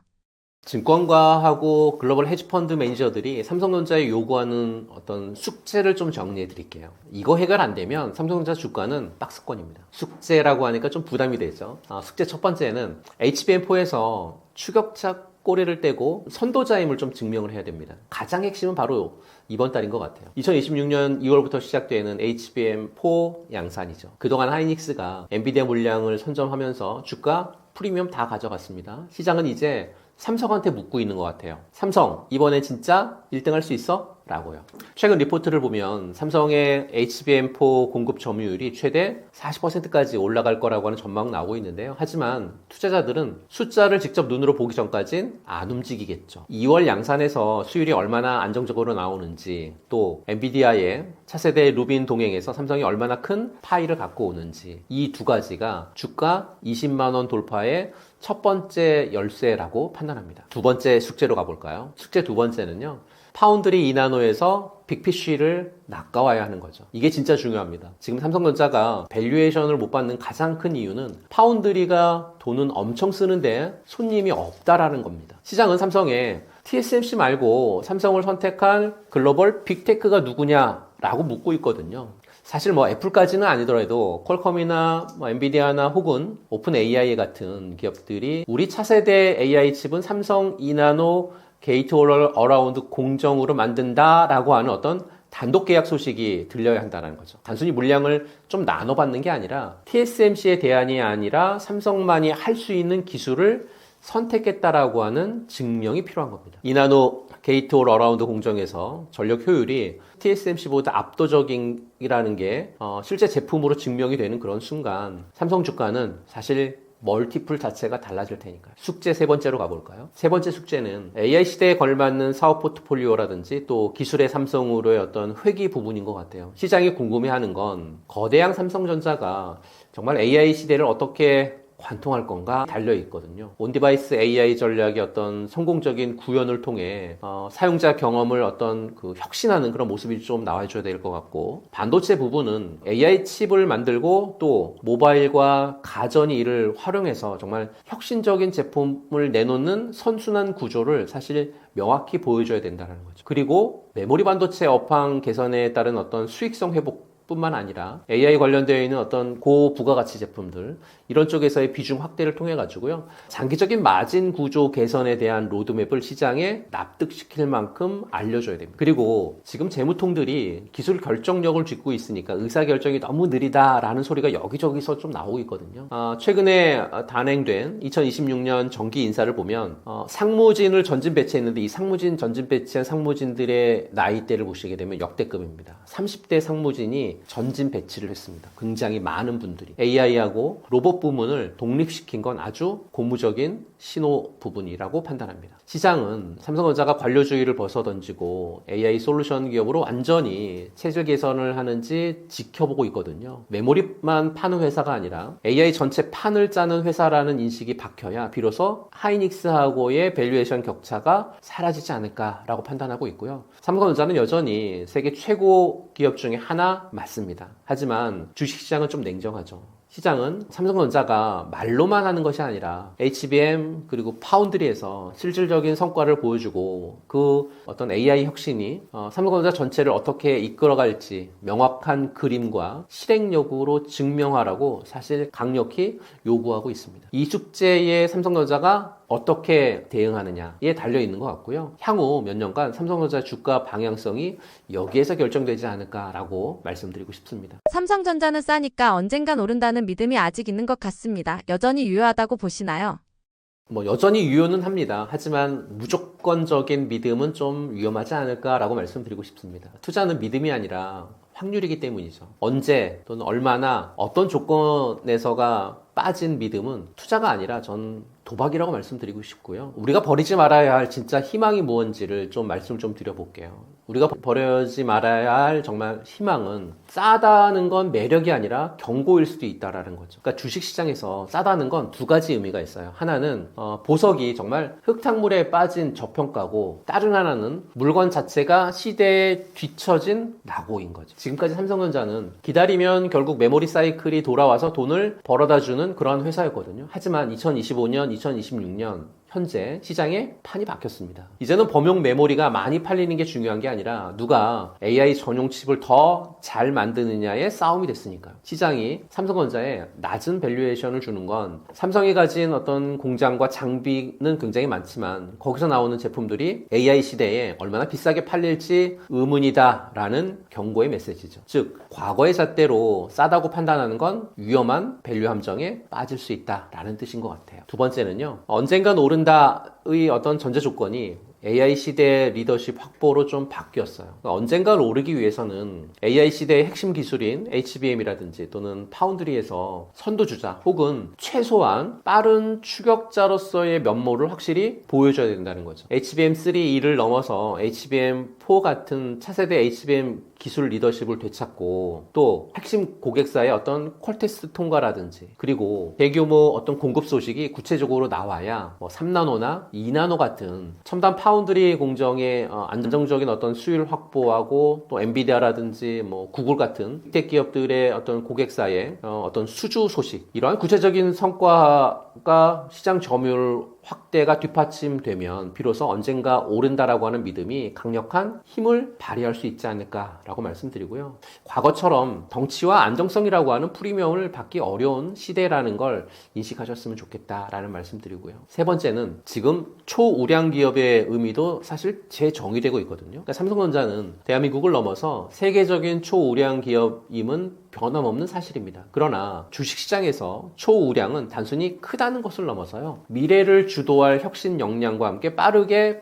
변화하는 그 대응 능력까지 포함된 그런 의미로 작용하고 있습니다. 삼성전자의 방대한 어떤 사업 포트폴리오가 안정성의 기반이 되기도 하지만 AI 시대에는 오히려 특정 테마의 모멘텀을 희석시킬 수 있는 양날의 검이 될 수 있다라고 판단하고 있고요. 초우량의 정의가 안정적이지만 둔한 거인에서 거인이면서도 민첩하고 혁신적인 리더로 바뀌고 있습니다. 삼성전자는 싸니까 언젠간 오른다라는 믿음은 삼성전자가 AI 시대에 맞는 성장 스토리하고 또는 구체적인 어떤 실행력을 보여줄 때 저는 유효하다라고 말씀드리고 싶고요. 단순한 저평가가 아니라 어떤 혁신을 통해서 미래 가치를 창출할 잠재력이 저평가된 것이라는 어떤 확신이 들어야 된다라고 말씀드리고 싶습니다. 지금은 막연한 믿음보다는 삼성전자가 HBM하고 파운드리에서 어떤 전략과 성과를 내는지 그리고 온디바이스 AI를 통해 어떤 새로운 시장을 열어갈지 그 변화의 증거를 끊임없이 확인하고 투자의 결정을 내려야 하는 그런 가장 중요한 시기가 지금 시기가 아닌가라고 말씀드리고 싶습니다. 삼성전자 주가는 이제 한국 증시 요인보다 다른 부분이 중요해진 것 같은데요. 어떻게 분석하시나요? 삼성전자의 주가 향방을 결정짓는 핵심 키는 한국 증시 요인을 넘어서 글로벌 메가 트렌드라든지 또는 경쟁 구도 여기 부분에 좀 있지 않을까 싶습니다. 왜 이제 코스피 지수보다 글로벌 AI 생태계를 봐야 하는지 몇 가지 핵심을 좀 짚어드리면요. 첫 번째 핵심은 글로벌 산업 생태계의 핵심 중추이기 때문에 그런 것 같습니다. 그러니까 삼성전자는 단순히 한국의 대표 기업이 아니죠. 스마트폰이라든지 가전, TV 같은 B2C 영역에서는 전 세계 수십억 명의 소비자하고 직접 연결돼 있고 반도체 영역에서는 전 세계 거의 모든 IT 기업의 심장을 만드는 B2B의 핵심 공급자입니다. 그렇기 때문에 삼성전자 실적은 한국의 GDP라든지 또는 코스피 지수보다 글로벌 경제 성장률 또는 전 세계 스마트폰 출하량 그리고 어떤 데이터 센터의 투자 규모 나아가서 AI 기술 발전 속도 같은 글로벌 거시경제 지표라든지 산업 트렌드에 훨씬 더 민감하게 반응을 하고 있습니다. 쉽게 말씀드리면 엔비디아의 GPU 판매량이라든지 또는 애플의 아이폰 판매량 그리고 아마존과 구글의 클라우드 투자 계획 같은 전 세계 IT 공룡들의 움직임이 삼성전자 주가에 직접적인 영향을 미치고 있다라고 보시면 될 것 같고요. 이제 삼성전자의 실적은 단순히 한국 기업의 성과를 넘어서 글로벌 IT 산업의 바로미터 역할을 하고 있습니다. 둘째는요, 글로벌 AI 반도체 전쟁의 최전선에 있기 때문입니다. 지금 2026년은 명실상부한 AI 시대입니다. 그리고 이 AI 시대의 핵심 전쟁터는 바로 반도체, 그 중에서도 HBM과 첨단 파운드리죠. 삼성전자는 이 AI 반도체 전쟁의 핵심 플레이어입니다. SK하이닉스, TSMC, 인텔, 마이크론, 엔비디아 같은 글로벌 최고 수준의 기업들하고 매일매일 피 튀기는 경쟁을 하고 있으니까요. 삼성전자가 HBM 기술 리더십을 확보하는지 또는 파운드리에서 TSMC를 따라잡고 빅텍 고객들을 유치하는지 여부가 삼성전자 주가를 좌우하는 가장 중요한 요인이 된 거죠. 단순히 한국 반도체 기업 간의 경쟁이 아니라 글로벌 AI 생태계의 패권을 누가 쥐느냐 하는 그런 문제입니다. 국내 증시의 유동성이라든지 뭐 수급 같은 단기적인 요인보다는요. HBM 콜테스트 통과 여부나 또는 파운드리 2나노 수율 개선 소식 같은 반도체 기술 경쟁의 최전선에서 오는 뉴스 하나하나가 훨씬 더 강력한 주가 변동 요인이 되고 있다라고 보시면 될 것 같습니다. 마지막 세 번째는 삼성전자는 이제 지정학적 요충지죠. 미국하고 중국의 반도체 패권 전쟁이 2026년 현재 더욱 치열해지면서요. 삼성전자의 공장이 어디에 있고 미국의 보조금을 얼마 받느냐가 주가의 핵심 변수가 됐습니다. 외국인 투자자 비중을 보시면 그들이 한국의 내수 경기가 좋아서 삼성전자를 사는 게 아니라 글로벌 포트폴리오 차원에서 차이나 리스크를 피하면서 AI 반도체의 노출도를 높일 수 있는 가장 싼 대안으로 삼성을 선택하거나 버립니다. 그렇기 때문에 우리 주식시장이 아무리 좋아도 글로벌 반도체 업황에 먹구름이 끼면 삼성전자부터 매물이 쏟아지니까요. 반대로 한국 증시가 지지부진해도 글로벌 AI 열풍이 불면 삼성전자만 홀로 치고 나가는 현상이 벌어지는 이유가 여기에 있습니다. 과거 삼성전자가 국민주로서 한국 증시의 어떤 흐름에 일정 부분 동조했다라고 하면 2026년 현재 삼성전자는 글로벌 테크의 대장주로서 전 세계 IT 산업의 판도라든지 또는 AI 기술 경쟁의 향방 그리고 복잡한 국제 정세의 영향을 훨씬 더 크게 받는 그런 기업이 됐습니다. 따라서 삼성전자에 투자하는 여러분들이나 저는 이제 한국 증시의 움직임보다는 글로벌 IT의 어떤 트렌드 그리고 AI 반도체 기술의 발전이라든지 어떤 경쟁 구도 같은 부분들 그리고 국제 정세의 변화에 더 촉각을 곤두세울 필요가 있다라고 판단하고요. 삼성전자가 글로벌 AI 시대의 리더로서 그 위치를 확고히 한다라고 하면 한국 증시가 정말 조금 흔들리더라도 그 가치를 인정받을 수 있을 거다라고 판단합니다. 반대의 경우라고 하면 국내 상황이 좋더라도 사실상 어려움을 겪을 수 있다라는 부분들 충분히 생각해 보실 필요가 있지 않을까라고 말씀드립니다. 저는 지금 경제원탑이라고 하는 채널에서 매달 10일, 20일, 30일마다 무료 특강을 좀 하고 있습니다. 어떤 특강이 중점적이냐면요. 지금 시황을 통해서 현재 시장이 어떻게 돌아가는지에 대한 부분들 특강에서 무료로 말씀을 좀 드리고 있고요. 시황 안에서 패크하거나 여러분들이 보셔야 될 종목을 한 4종목이나 5종목 설정을 해가지고요. 전략까지 짜드리고 있습니다. 그리고 10일마다 펼쳐지는 특강 안에 섹터 하나를 정해서요. 예를 들면 반도체 섹터를 하나 정하면 왜 지금 반도체 섹터에 대해서 전략 같은 부분들을 세워드릴 거고 시장이 어떤 뉴스를 제공하고 있고 지금 왜 올라가는지 또는 왜 조정을 받는지에 대한 부분들 설명해 드리고 있고요. 또 마찬가지로 반도체 섹터 안에서도 퍼스트 클래스도 될 수 있을 만한 종목 한 5종목 말씀드리고 10배거가 될 수 있는 종목 말씀드리는데 전략까지 설명합니다. 어느 때 잡고 어느 때 팔아야 되는지 그리고 코인에 대한 부분들도 설명을 좀 해드리고 있거든요. 시황 또 섹터 부분 코인에 대한 부분들을 설명하는데요. 특강을 통해서 전개되는 부분들 한 2시간 20분 정도 무료로 전개가 되고 있습니다. 매달 10일, 20일, 30일마다 전개가 되는 이 특강을 통해서 많은 분들이 돈을 버시는 그러한 좋은 혜택을 좀 누리셨으면 좋지 않을까라는 말씀 드리고 싶습니다.